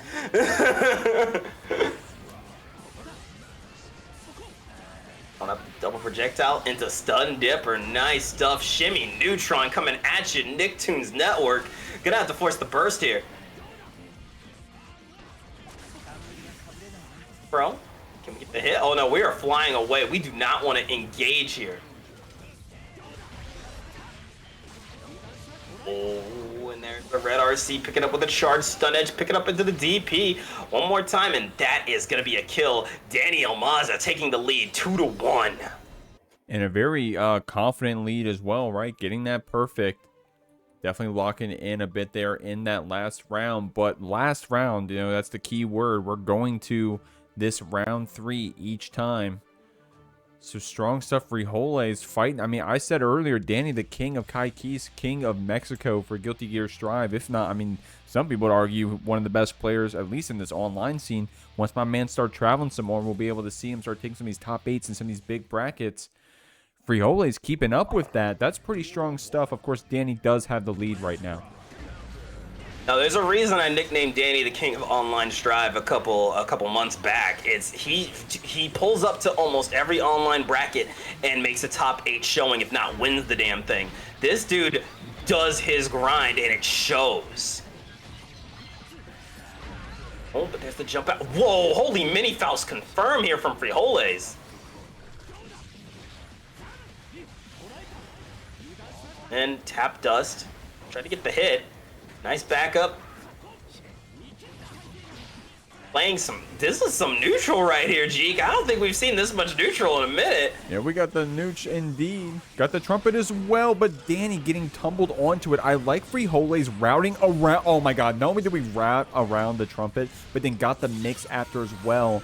Literally, the mix wasn't enough to kill, though. Dany going to use that slowdown, the BRC, to try to open up Frijoles, and it pays off. What a kill from Maza, now at set point. There's the 5 Agents of Wildest Soul. Give me the NBC combos. Look at that. Shock state applied. Wall breaking the positive bonus. Oh, nope. Hey, look at that. Dany showing you that same red RC down mix. Gets the burst bait as well. And Maza is going to close that one out 3-1. But strong stuff from Frijoles. And the loser side of top 8 is my favorite. This is when it gets really nasty. Top 4, without fail, always get the best games here. And we're starting off strong. RedDitto and RedIAmNot. Throwback to losers finals last week. These players played.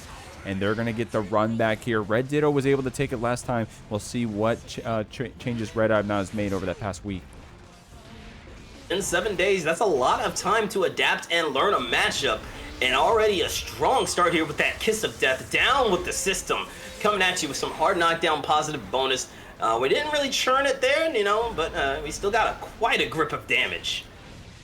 And we got the 50 tension on each side. Both players spending it on that PRC. It paid off for RedIAmNot for a second there. Look how much damage we're getting on that chip. RedDitto showing you that we have other defense to the BTs outside of just guessing high-low. Showed you the back dash as well. But RedIAmNot closing it out with the throw. Strong, explosive stuff. If you're going to be beating a player like RedDitto, one of the strongest in the world, arguably the strongest, you're going to have to do it quick. You're going to have to take them off guard. You're going to have to show them some explosive play with this Goldlewis.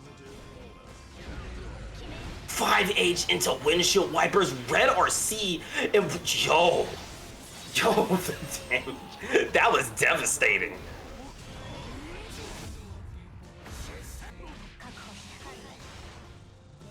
Oh, wow. That one was tricky right there, Dank. RedDitto actually running to literally the other side of you. Trying to see if Red wanted to spend that burst late, possibly. But it pays off. We get that round evened up here. RedIAmNot going to get opened up by that cross-up flip kick. That's such a tricky special move. This mix is grimy. Going in for the knockdown, pick it up with the lariat. And swords are back, going for that 5H whip punish, and it looks like RedDitto has the read here. Pulling up with the lariat again into the Rekka. Ending it quickly and going for another side switch. We got the left-right Goodnight going on. And go ahead, let it rock. Final flash. Strong stuff there. RedDitto getting this first game in a very confident last round, I'd say. Strong stuff. And a reminder, throwback to that losers finals. Would love to see what changes we've made, but RedDitto taking it very explosively in that last round. But I said it earlier, Dank, sometimes characters just have their rounds, especially when you're a pilot like RedDitto. So we'll see. RedIAmNot may be handed some of those Goldlewis rounds in the future, may be able to outpilot RedDitto and take away RedDitto's chance to have those Ramlethal rounds. It's going to be a long set. Should be a fun one. Absolutely. Let's get it into game number 2. Now, if you don't mind me asking, because I missed this set last week, what was the score? The score, I'm just guessing here. I don't remember it being close. I don't remember it being like a mollywop, right? So possibly a close 3-0, maybe most likely a 3-1. But RedDitto was able to take it back on that loser side, was able to lock it in. So we'll see. Towards Rekka, double Rekka into the overhead. Got the pickup here, and Rekka back at it with the 5K into windshield wipers. That's going to be wall stick. Going to get some positive bonus here for RedDitto. Oh, what a strong answer there on the round start as well with that air special. RedIAmNot trying to get tricky with that super PRC. RedDitto got you jailed back in the corner still, trying the shimmy as well. But Red very patient on this defense, saying, hey, if you're going to give me a chance to put down the drone, I'm going to take it. Oh, 2K into Behemoth, another Behemoth PRC. Look at that! Oh no! Now Red does have this RC to neutral skip with that BRC drift forward. Good blocks there from Red on both those air specials, but finally gets opened up by that 2K 2D low. RedDitto able to answer out that round, but Red showed you just how explosive they can be if they get a good counter hit, even against a player like RedDitto. Absolutely. And but there's the JS into the sword swipes. You know, you got JD. That's the God button for Goldlewis, but let's not forget about Ram JS or JH. Trying to get that wild assault to keep it going, but Red with a very well-timed burst, able to take away the burst meter and get themselves another chance. RedDitto is still boxing you back with that JS. The raw S sword gets the pickup. I don't think that'll be enough to kill Dany, but this is definitely a dire spot. That's hard knockdown positive bonus though, going in for the Abate real quick with the JH one more time. Wild assault, but there's the YRC trying to get the cross up, but great defense from Ditto. YRC back at it again, going for the sword toss into 2K to get the kill. That is a 2-0 lead for RedDitto. Now both these players being on the winner's side are guaranteed at least third. So they're also in that prize pool money. Definitely feeling pretty comfortable about how big that pot is. Big shouts to ScaryEsquire again. But you definitely want to get as far as you can to get a bigger slice of the pie. And also, players like this, we're aiming for heights bigger than Geekly, right? We're aiming for heights bigger than weekly online brackets. We're trying to get that prep because we're going to be seeing each other at the offlines, at the big events. I think RedIAmNot and RedDitto actually played each other in the AWT Last Chance qualifier. Don't quote me on that. I know they were in the same bracket. We'll have to see. No. They're both LCQers. Yeah, oh, that's what I meant. Yeah. Oh, wait, they might have played to get the LCQ spots. You might actually... It's been a minute. Oh. That pickup into Rekka. Sword toss, picking up with a 5k, another 5k into the 6H, and RedDitto has absolutely been dominating here. And it's been paying off. Look at that tension, using it quickly on that 2k2D Mortabato. RedDitto looping that positive bonus, getting that YRC bait. Red saying, you got this round, homie. Don't even worry about it. I'm going to hold my burst for the next one. He said, you know what? It's all good. It's all good. Like I'm gonna turn it around. Trust. Going in for the White Wild Assault. Not gonna hit the mark, but there's that JD into the Behemoth, and just like that, RedIAmNot going to get a turn started. But we saw it earlier with SQ. These 5Ks coming out to shut down these Behemoths. Running down Red here. The windshield wipers come out, and that's a lot of damage. But we're still fighting back with that White Wild Assault. Ooh, good use of the BRC to get out of the way, and again, just throwing out some swords, not doing anything too complicated, just trying to play that disjoint neutral game. Mortabato comes out. Hard knockdown, only one more interaction to close out this set, and it's going to be simply the 2 Ps after the jump in. RedDitto with a very solid set to take this one and secure their spot in Grand Finals. Now this is a stacked bracket, stacked top 8. It's really anyone's bracket. I could see any of these 4 coming home with the money. We'll have to see. Well, actually, because that price split got upgraded, these players do technically get to walk home with money regardless of the outcome here. But like I was saying earlier, it's about how much of it do you want? Do you want it more? Do you want more? We'll have to see. Good counter hit close us there from Dany, but SQ had the burst ready on deck. Oh, now's the time to lock in, too. Evo is 2 weeks away, which, holy crap, Evo's 2 weeks away. You know you want to have that extra cash or whatever little trinkets you want to buy at the Artist Alley. And Dany definitely looked like he wanted to get some Kai keychains or something, because that was a really strong start. There we go. Dany trying to buy some more of those, some of those Kai stickers from the Yinghua shop. If you know, you know. SQ Got out. Trying to get in something, trying to get something started, but the life lead not looking too good right now. Backdash. Stay on the defense here, but guard crush. Trying to go for the low. No luck, but we're throwing out these 5Ks, and oh, look at that. Going for the throw. SQ putting on that pressure. What a backdash. Avoiding the dust and going right for the stun differ. Excellent play.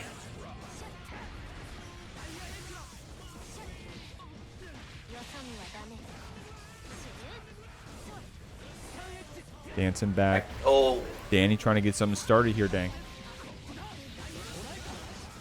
Looks like it, going for the jump in. Tried to bait out the burst ever so slightly. Gonna go for the Keys Tech into charge, stun edge. Little JD fuzzy here. And yeah, this is a lot of pressure. Oh my god, the JH from downtown, or I should say uptown. Dany still not respecting that meaty. Ready with the DP. We have this RTL fighting back, but SQ simply holding back. Blocks it out and lines up the wall break punish. That's awesome. This is a horrible situation. There's a 100-meter here. That's hard knockdown, positive bonus. SQ rolling in.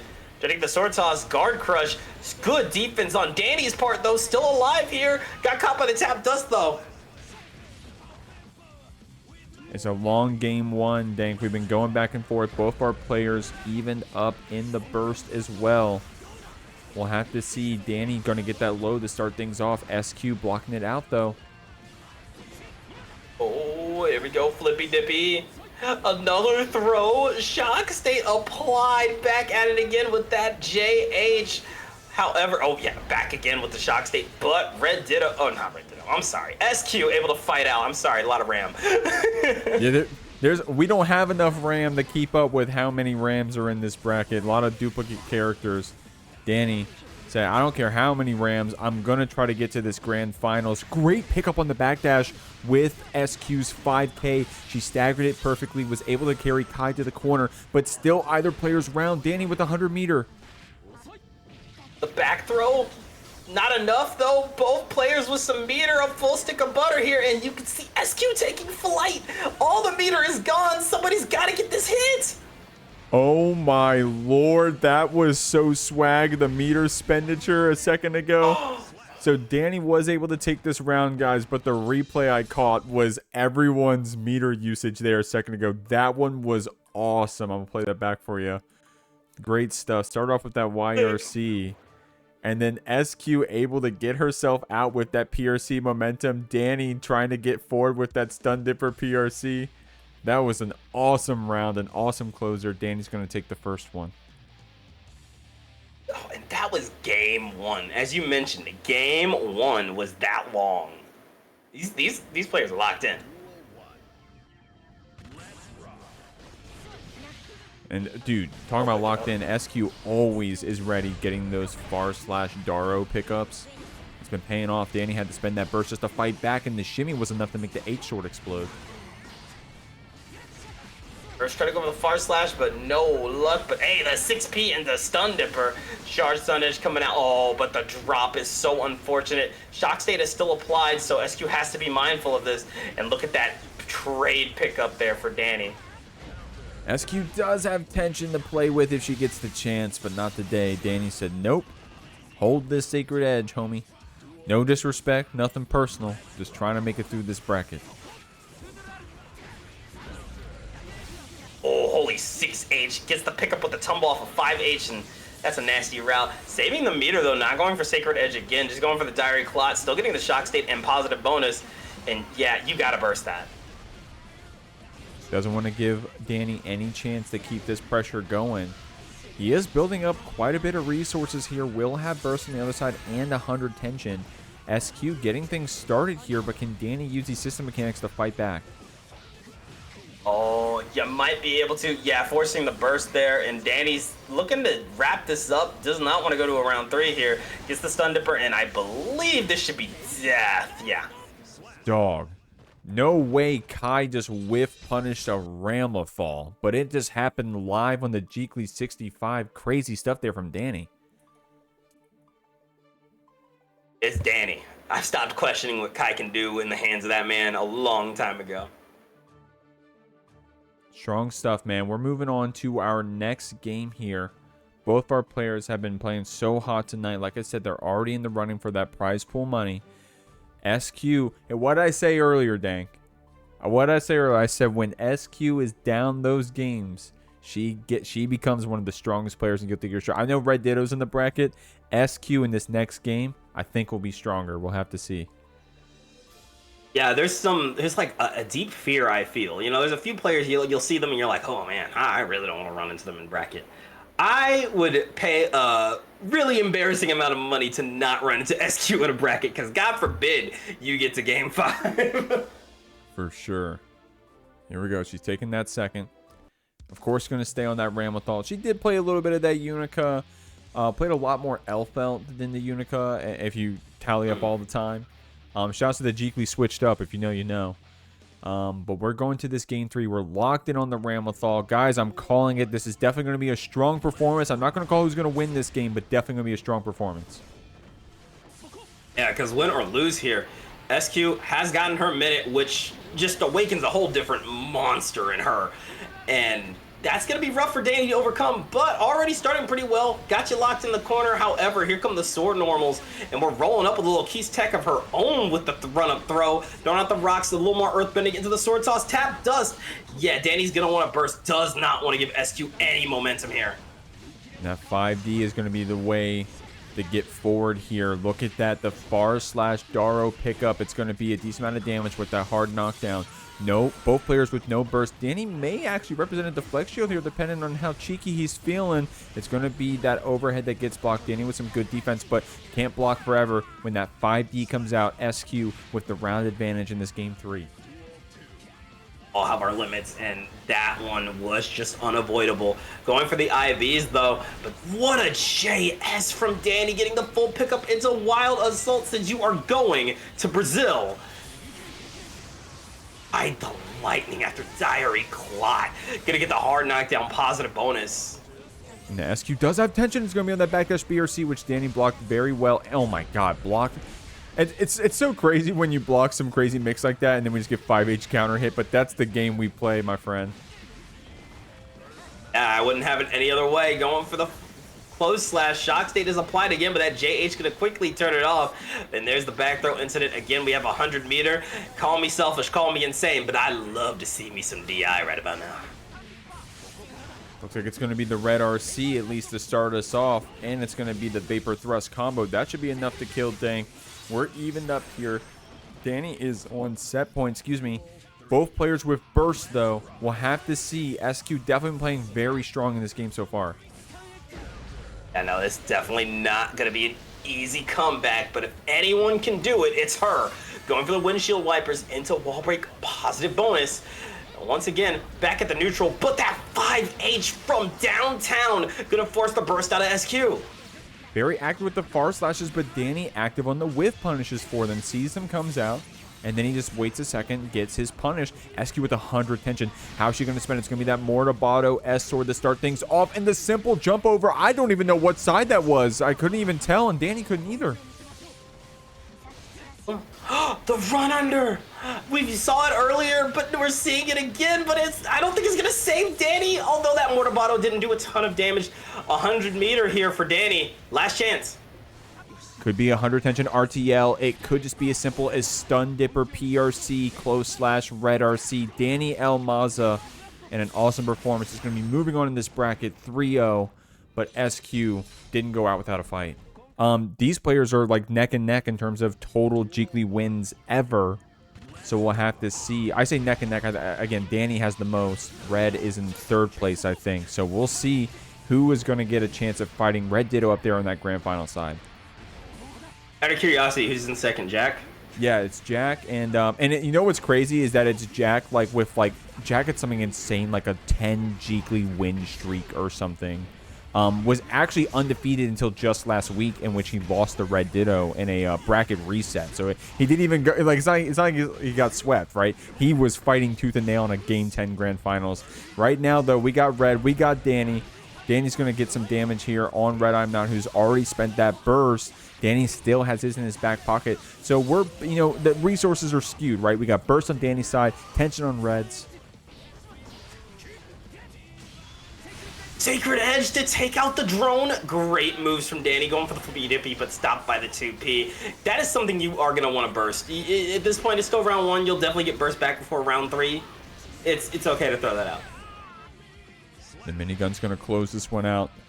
I'm going to keep it a buck. It always feels so disrespectful when the minigun kills. I don't know why.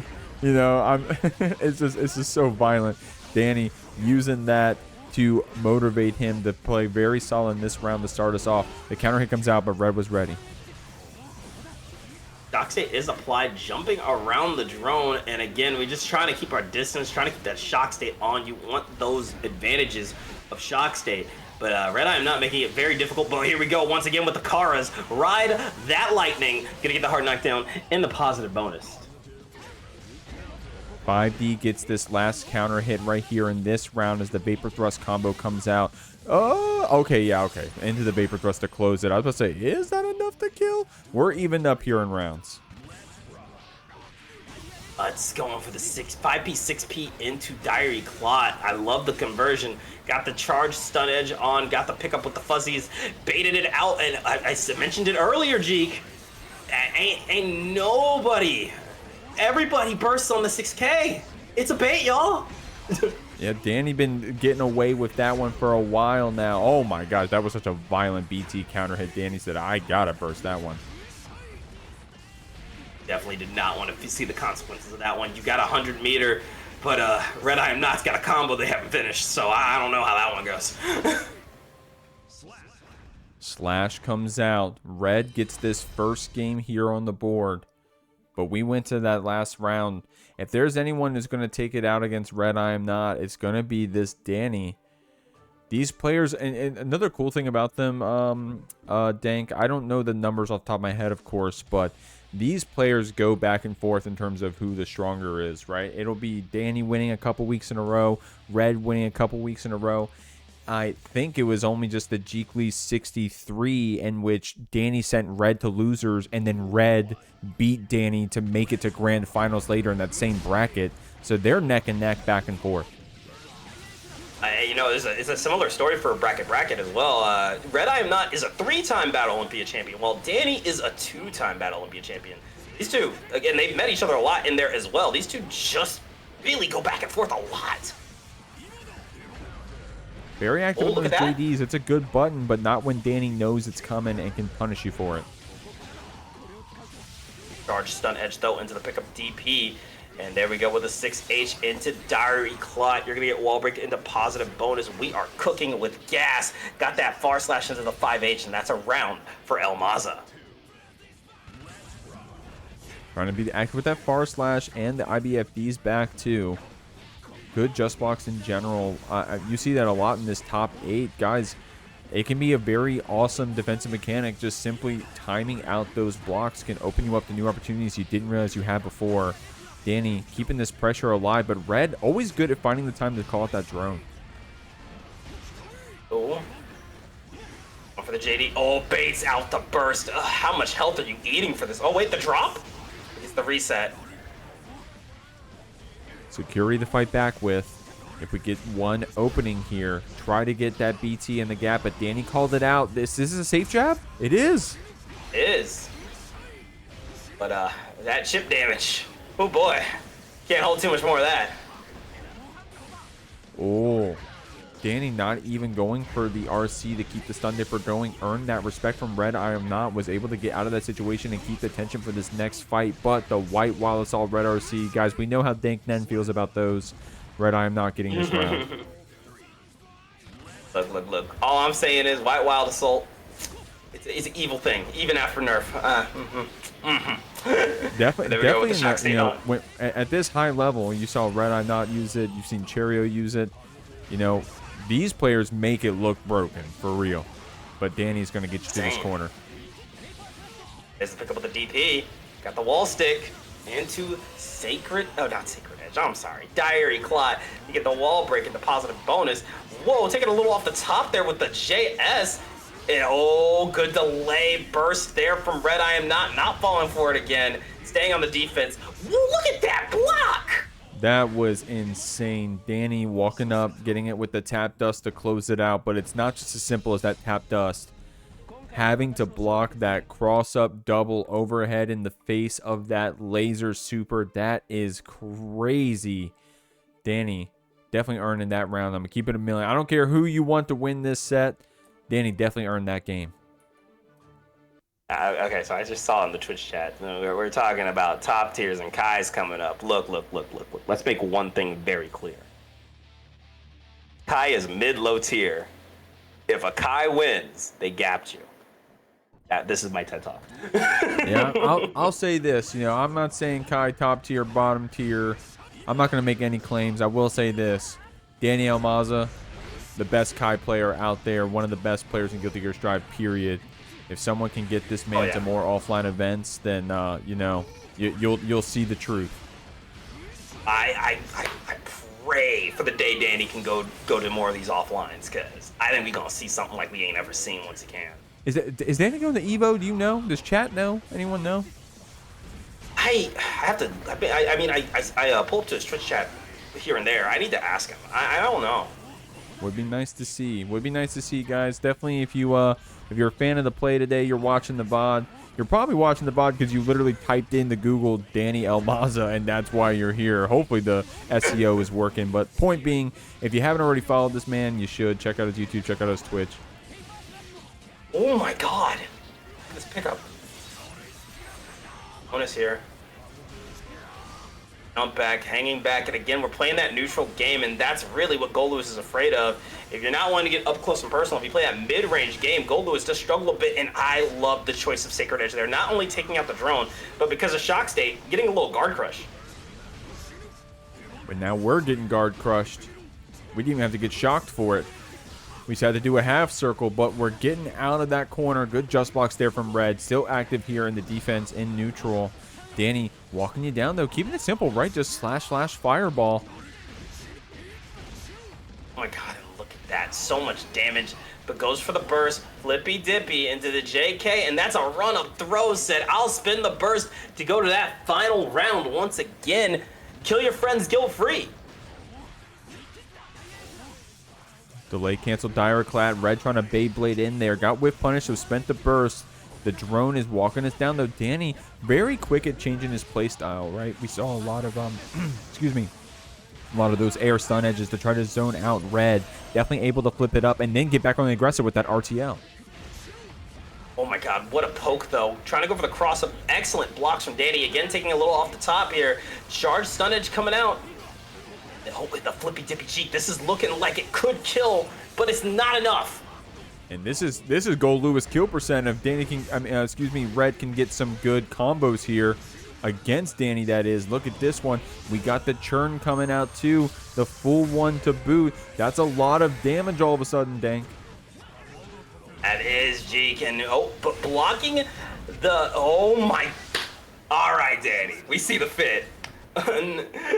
Look, blocking that white wild assault and then perfectly utilizing the meter here. Saw the drone came out, said Sacred Edge. Shock state was applied, said, you know what? You like guard crush? Let's throw another Sacred Edge. That was a beautiful use of meter. Powerful stuff from Dany Maza, man. Can't give him enough credit. Strong player out there. Guys, if you're out here watching and you're liking the show, just do me a quick favor if you didn't mind. ! Matcherino. I'm typing it for you. If you haven't claimed the code, would really appreciate if you could. I think we still got a couple left. Massive contributions to from ScaryEsquire, making this a very competitive prize pool. You guys can contribute to it for free by claiming some of those codes. Appreciate y'all. 15 codes left, y'all. Come on, it's almost Grand's time. Come on.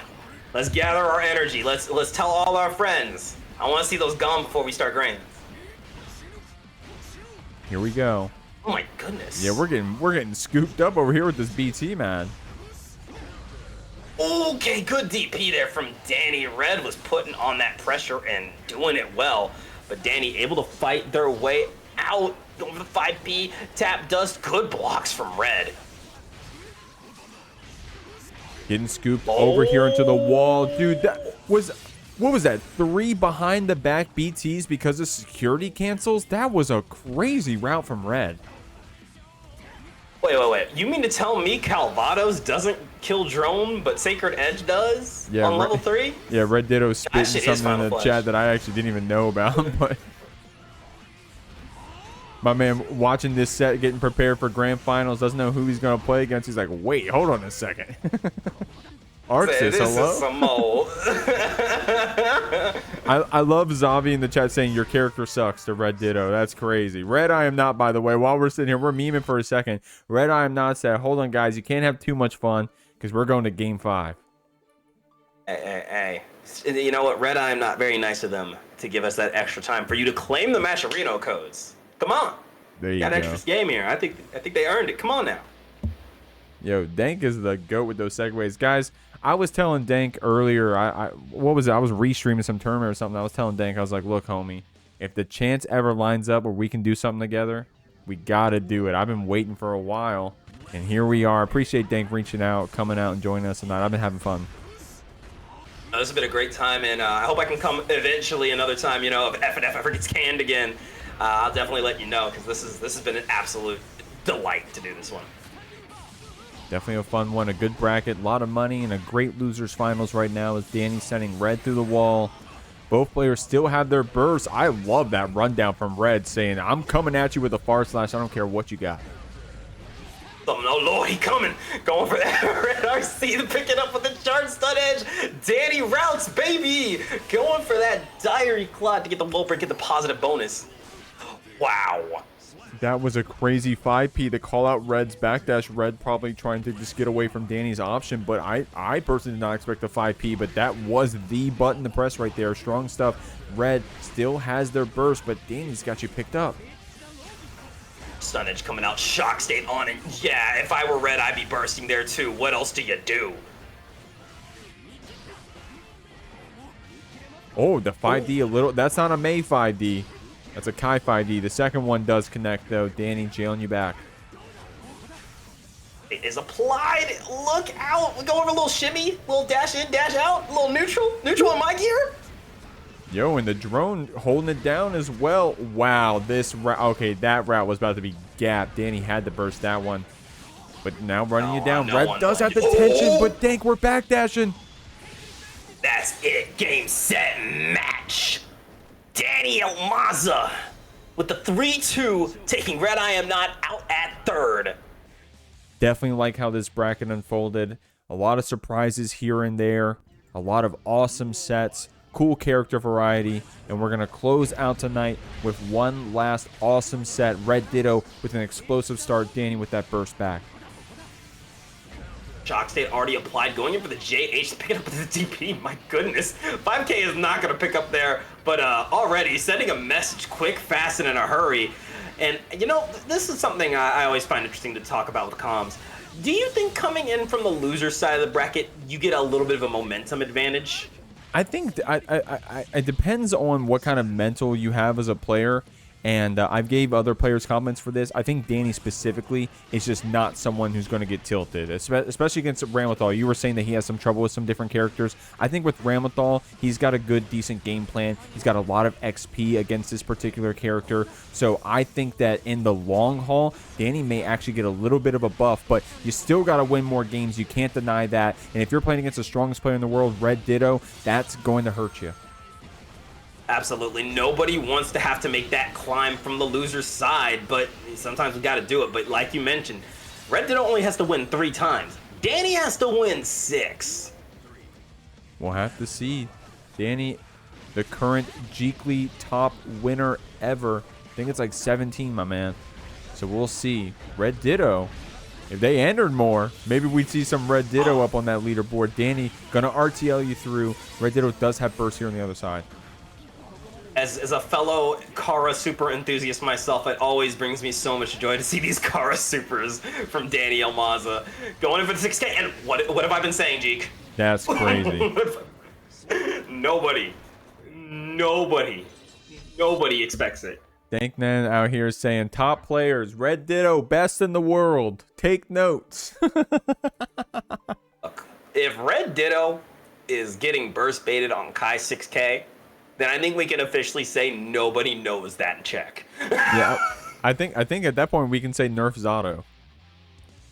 Oh yeah, actually, Nerf Zato again. Hasn't been enough. I took that joke a layer too deep. What's going on, Bad Moon? What's going on, Lucen up in here? C-Word, Elite, Zavi's up in here. Woomy, what's going on, Woomy? How you guys living? You guys are here just in time for an awesome grand finals. Dany getting that first game. We'll see how RedDitto answers back. And already, you know, I wanted to say it first game, but it was just so breakneck. Dany has been putting on the aggression, and RedDitto seems to be adapting it. What? Oh, it ain't nothing but a thing. It's called a Droptimal. Yeah, Droptimal, all right, Bell, but still saving and getting the wall break, get the positive bonus. Oh, try to go for the... Oh my god, Cat Scratch Fever shut down by the air throw. Getting the 6H, you got bursting, you're gonna use it. Trying to see if you can take this round 1. Oh man, Ditto with some pretty good bursts, right?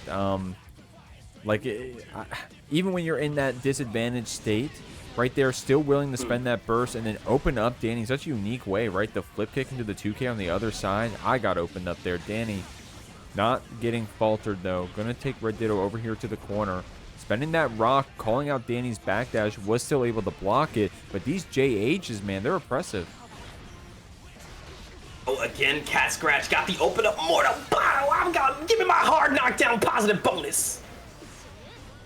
Dany got some tension to fight with here. PRC tried to get the throw after, but RedDitto was holding up. Oh, wow, that was a really well-timed deflect shield.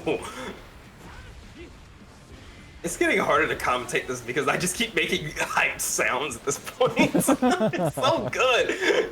Look at these two going at it. The JH into the tap does charge stun edge, gets the pickup DP, and that is going to be a kill for Daniel Maza.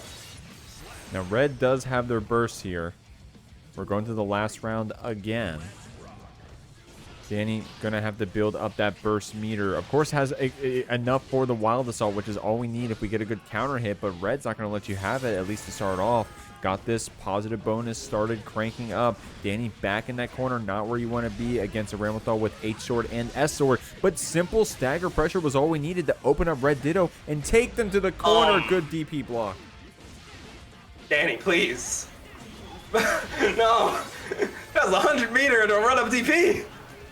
Dany thought it was season 3 still. Oh, and caught the deflect shield into the throat. You know what? I'm not going to question it. Both of these players could 3-0 me 6 ways from Sundays. But, you know, sometimes we fly a little too close to the sun. You know, what's that one Gear song, Icarus? You know, it happens. You know what it could have been, though, Dank? I'm no Kai player. It could have been maybe Dany was trying to do like a run-up fireball or something. Right? And then got the DP input instead. Right? Isn't that a thing that happens? That would make sense. Like if you have an S fireball and an S DP. Isn't that... I was a former Bridget player. I never had that issue because my DP was on the P button, but... I don't play enough DP champions to have this issue. Yeah, you calling it a vertical super dolphin. call out. That's a DP. Don't let the May play community hear you say that. All right, guys, we're in grand finals. No May on the screen. It is Kai and and Ramlethal. Dany, RedDitto. I think the best players in the world on both these characters, I think. Yeah, honestly, there's a big argument for both of these players being the absolute best in the scene, and it really does show with how back and forth this Grands has already been. Got that 50 tension. RedDitto about to have 100, in fact. Dany getting opened up here with that far slash. You see SQ do really well with those far slash Daro confirms. RedDitto showing you that he's also got that stuff ready. Oh, and throwing out another sword with the 2K. That was nasty. I like that BRC slowdown. Oh, and that JH is a hell of a button, but not if it's going on the wrong side. You know, we talked about it a few sets ago, but the run-unders have been going kind of nuts the past few games. Yeah, it's definitely I mean, you know, when you're able to do something as simple as just hold full. Oh, okay, I got to talk about that burst bait. Strong stuff there from RedDitto. Running up, getting the mortar botto as well. Dany going to feel this one on the other side. We still got the round advantage, of course, but RedDitto running away with this one. Oh, blocks the 6P into the Rekka, throwing out the sword. Good blocks. Cat Scratch Fever coming in with the Rekka into over. Yeah, I'm not blocking that. Oh, my lord. Strong stuff. RedDitto. Plus one if you got opened. Bring us the last round again, Dank. That is crazy. These two are going at it. It's anyone's game. And like, again, we were talking about these two being the best in the scene with their characters, and it's showing. Dany fighting back there despite the H sword. And I think that was actually kind of strong, right? If you get the hit, then you don't have to spend the burst, but had the burst on backup just in case. Red going to get that mortar botto baited, but had the 100 tension to keep it true. The Wild Assault lets us go into this H sword route. RedDitto going to send you through. Not enough to kill, but we're looking good out here. R/slash into Stun Dipper 6K. Gonna put it on Shock State into another Stun Dipper. Yo, even RedDitto's getting caught by Dipper. Yo, it is a thing. That sometimes that move feels unblockable. Oh, great throw there from Dany in that back throw instant, staying on top of you despite the deflect shield. That's gonna be a Dany. There's no way. Oh my god. Okay, okay. Oh my god. He's him. What else do I tell you other than he's him? That is crazy, man. You know RedDitto is pissed that despite that deflect shield, Dany still stayed on top of you. But, I mean, that's the thing, right? Like, I don't know. Like, I feel like that was like a day one complaint about the flex shield. Like, oh, but what if multi-hit moves, they stay on top of me? What if they forward advancing specials, right? But, I don't know. Like, I mean, you see how Dany's using the flex shield, right? Timing it in such a way that, like, not on the H sword pop, but on the flip kick hit of RedDitto, timing out those deflect shields. At this point, you just got to figure out how to time them in ways that are advantageous to you so you don't get called out by stuff like that. If Dany had the resources to back himself up to stay on top of you, that's his win. Absolutely, and you know, just to add on to the deflect shield discussion, you know, there was always, and there still is the argument of it being a bad mechanic. I don't even think it's a bad mechanic. I think it's a very niche mechanic, and a mechanic that you need to have a lot of hours in the game to really understand how to utilize well. And Dany definitely seems to have a lock on how it works. For sure. And right now, showing you that experience with how strong he's playing against RedDitto, Risk fully cranked, trying to get one more hit to open up. Look at that, one more hit would be the counter hit, but no, RedDitto's going to get the hit, going to build up all that extra tension with that Risk. In fact, we're capped on the tension right now, sitting on 100, waiting for a good chance to spend it. Going to be on that S-Sword PRC. Good blocks there from Dany on the 5D. Oh, but eventually, you can't block forever. Getting caught by that Wild Assault, and you know what? How many of y'all been caught by a raw Wild Assault? This is a safe space. Yeah, for real, yeah. I mean, I definitely been caught by it once or twice. I like to use it on the characters I play. RedDitto getting caught out with that counter hit far slash, but a well-timed burst actually eats the 50 tension from Dany and keeps himself alive. You go a half bar of burst, no tension yet, but some tension now for RedDitto. Oh, God, yeah, you got caught by that sword explosion. Bro, these handles being pipe bombs is crazy. Yeah, that was swag, too, how it was the 2S that actually pushed Dany back into the explosion. That was some strong stuff. I do like how Dany, you know, like, what are you going to do? Sit there and block out the H-sword stuff and die anyways, or are you going to fight back? And that's what's cool about Dany. He is fighting back. RedDitto got you in this corner, though. And you see the throw loops. We got some Street Fighter 6 going on up in here. But there's the DP rolling in and said, hey, you know what? I'll give you a little back throw incident. Shock state is applied. Trying to go in. Oh, staying safe. There's the sword us. Oh, yeah. Yeah, that hurt. I felt that one. That actually took me a second to even realize what happened. But that was awesome stuff from RedDitto. Definitely saw 2 steps ahead and kept that pressure true. We're going to game 5 in the first game of this Grands right here. Now, Dank, I'm not going to... I don't want to make any predictions for who I want to win. I will say this. Yeah. Whoever wins, it's got to be before these pre-rolls kick on in 14 minutes. So I'm going to keep it a buck. See, you're different. This is where we differ. You're like, oh, we got to avoid the pre-roll. I'm over here being big and greedy, being like, give me that reset. I need more. I'm down for the reset, Dank. I'm down for the reset. I'm down for the game 10 reset. It's just got to be over in 14 minutes. That's all I'm saying. Bro said speedrun, please. Gets the pickup. Sacred Edge, where is your health bar? Where has it gone? I'll help you find it. Here we go. I'm just joking, by the way, guys. You won't have to worry about that anytime soon. RedDitto going to be sent through here. Not enough to kill. That scaling was kind of crazy there at the end, but Dany looking really good here. Oh. RC got the jump back. Oh, JS, but this time flavors of Ramlethal, but getting the tap dust, and we are at reset point. RedDitto does have this burst here. The stun edge comes out to start it off. Man, oh my God. Okay, I was about to say, no way that actually picked up. What an insane Wild Assault right there from Red. Dany's still fighting back here, though. And there we go with the Ride the Lightning. Gonna break the wall. Hard knockdown, positive bonus. Dany said, I want that cash. I want that cash money. Calling up, but whoa, you didn't get the shock state. And RedDitto absolutely gonna capitalize here. Look at this route. Ooh, my lord. RedDitto showing off there. No tension. And outside of this positive bonus, cranking it up, of course, Dany has a lot of meter to play with. Actually feels confident about it. Spends the burst. The run up far slash comes out. Stun Dipper, Red RC, RedDitto holding on to this burst, being wise about it, not getting opened up and giving it away for free. And Dany resets the bracket against RedDitto. Hey, it ain't over till it's over. I didn't hear no bell yet. Grand Finals reset. You'll love to see it for Jeekly 65. I will say, since RedDitto has been coming back to the Jeeklies, Grand Final resets, I'm sorry, Dick. Both times Nah, you're good. that RedDitto has played in the G League as of late have been these grand final resets. So definitely a good omen in terms of an awesome VOD product, a great viewer experience. I hope you guys are having fun out here. Let's see who's going to take it in this final set of the G League 65. Holy 5H counter hit. And yeah, no, this is for all the marbles. This is for the cash. Speaking of cash, there's still 9 codes left in the match arena and a couple of games left. I think we can claim the rest of the codes, guys. Exclamation point match arena, 2 seconds of your time. Put the picture in the picture so you don't miss the set, but throw those codes in.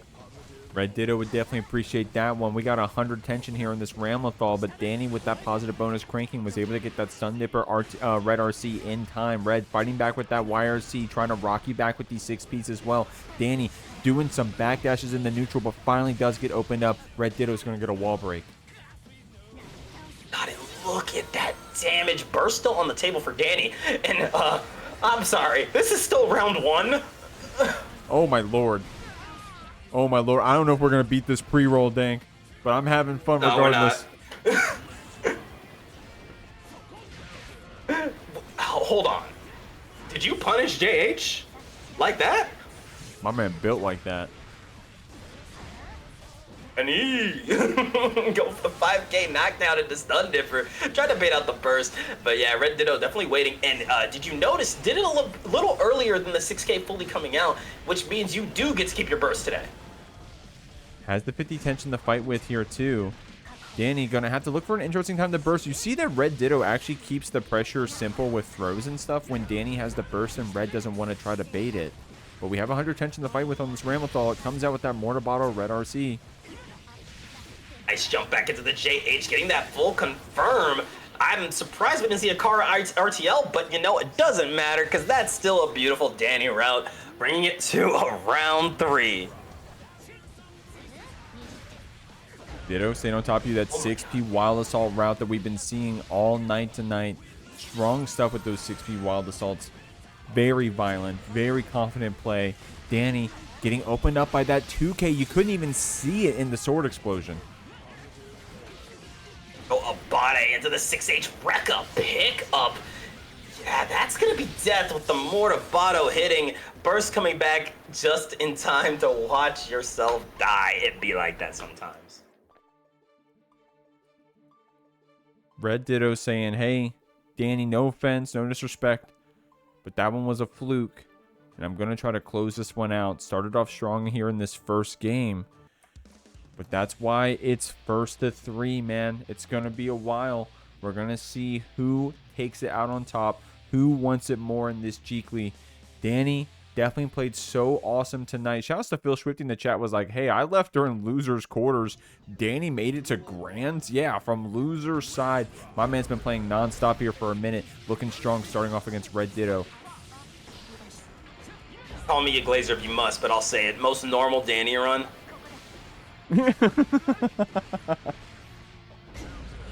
Oh, and 2S, it's a windshield wipers. Good lord. Nice 6P from RedDitto. Baits out the DP, gets that pickup into the lariat. And there you go. Let me hit it with that final flash. Calvados. Is that safe? Safe right now for RedDitto. We're going to get that Red RC to close it out. The 100 tension ensure saying, hey, you're going to watch this Mortar Bottle cutscene. Man. Going for the 6P lariat. Pick it up again. Forcing the burst off of Dany. Trying to get this momentum back. I love those 2H pickups, man. There's a few normals in this game that are so violent when they hit. Kai 2H, bro. That one is crazy. It's one of those buttons where I feel like 2H, it doesn't have like the best conversions, but when you see it hit and then you see that charged stunnage come out, you just start to gulp a little bit. You're like, oh, they're gonna do like a bajillion damage. Throws are coming out. Only needs one more interaction here, Dank. Exactly, and there you see Dany trying to play these low committal buttons. Doesn't want to give RedDitto too much to work on, but that flippy dippy getting caught. Trying to go for the good backdash.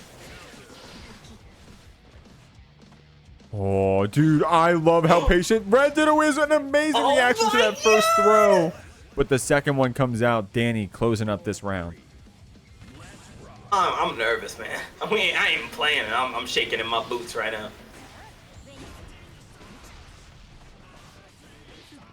Tried to go for the run under, but just not fast enough. RedDitto locking it down. Got to pick up the 2K into the explosion. Yeah, no, who saw that? Dany didn't see that one. Red was able to get that hit. The double JP gets that pick up. The 5D connects as well. Dany's going to burst you back. RedDitto jumping over the stun edge. Dany not respecting that meaty with that DP. There's the jump in. Beautiful pickup here from Dany. And yeah, you go. The Kara ride the lightning to build a little extra meter. But RedDitto's got a lot of resources. Burst and 50 tension, but the rounds are even. Dany was able to cook back his tension with that positive bonus, but Red didn't give you a chance to spend it. 5D Red RC was the mix. RedDitto 1 game away from winning his second Jeekly in a row. If anyone can do it back to back and take out Dany, it's RedDitto, who's been playing absolutely insane. The original grand final was great, but something has clicked in Ditto that's not letting Dany bring it back. However, like you mentioned, SQ has like plot armor whenever she gets pushed against the corner. I'd say it's the same for Dany too. Yeah, I mean, it's just that iron will, that ability to say, hey, I'm a professional. Like literally, like this is my job. So I gotta lock in. I have to turn it on, or else, I mean, I don't know. I'm not gonna be paying the bills, right? I mean, it's a $300 prize pool, bro. This is, you win this one, you're paying your car insurance, you're paying your health insurance with this one. I need my funds. I need my funds. Going in with a 5K, 6H, and 2. Yeah, no, you want to burst that. Again, at this point, like, you would think, hey, that's a bit late to burst. No, RedDitto is trying to kill any momentum Dany's trying to build. Oh, wow. That backdash BRC was so violent. Mortabato is going to get you this hard knockdown. Dany, though, with resources, still is in this round, but the close slash on the hold up takes it. RedDitto on tournament point. It is down to the wire here. Getting a big counter hit into Wild Assault. This is the momentum Dany has been looking for. Double Diary Clot. Gonna get a little extra meter there, and Shock State on wall break. Positive bonus here. PRC to see the situation, line up that 6P. Both these players have been so good at blocking that 5D mix, but when it works, it works. So you see it represented a lot still regardless. Oh, and the front up 6P. We've all been there. We've all had one of those moments where we're like, you know what? I'm just going to throw in some iframes at you, see what happens. Going out the rock, though. Good IBs from Dany. Staying patient. Blocks the windshield wipers from downtown and the JH. Look at all this defense. The Rekkas come out. Red has a mountain to climb here in terms of the HP we're going to have to inflict on the Dany, especially because he has those resources. The close slash is blocked to the flex shield, gives us a chance to breathe. The PRC keeps your stun dipper safe, and an amazing simple shimmy there from Dany, able to get RedDitto throwing on nothing. Still tournament point, but Dany clapping back. Does still have burst going into this round, which is so just crucial to have. And not even spending it right away, was aware that there was most likely going to be a bait there. Going for the 5H into Wild Assault and spending it on huge corner carry to get positive bonus is such a smart strat.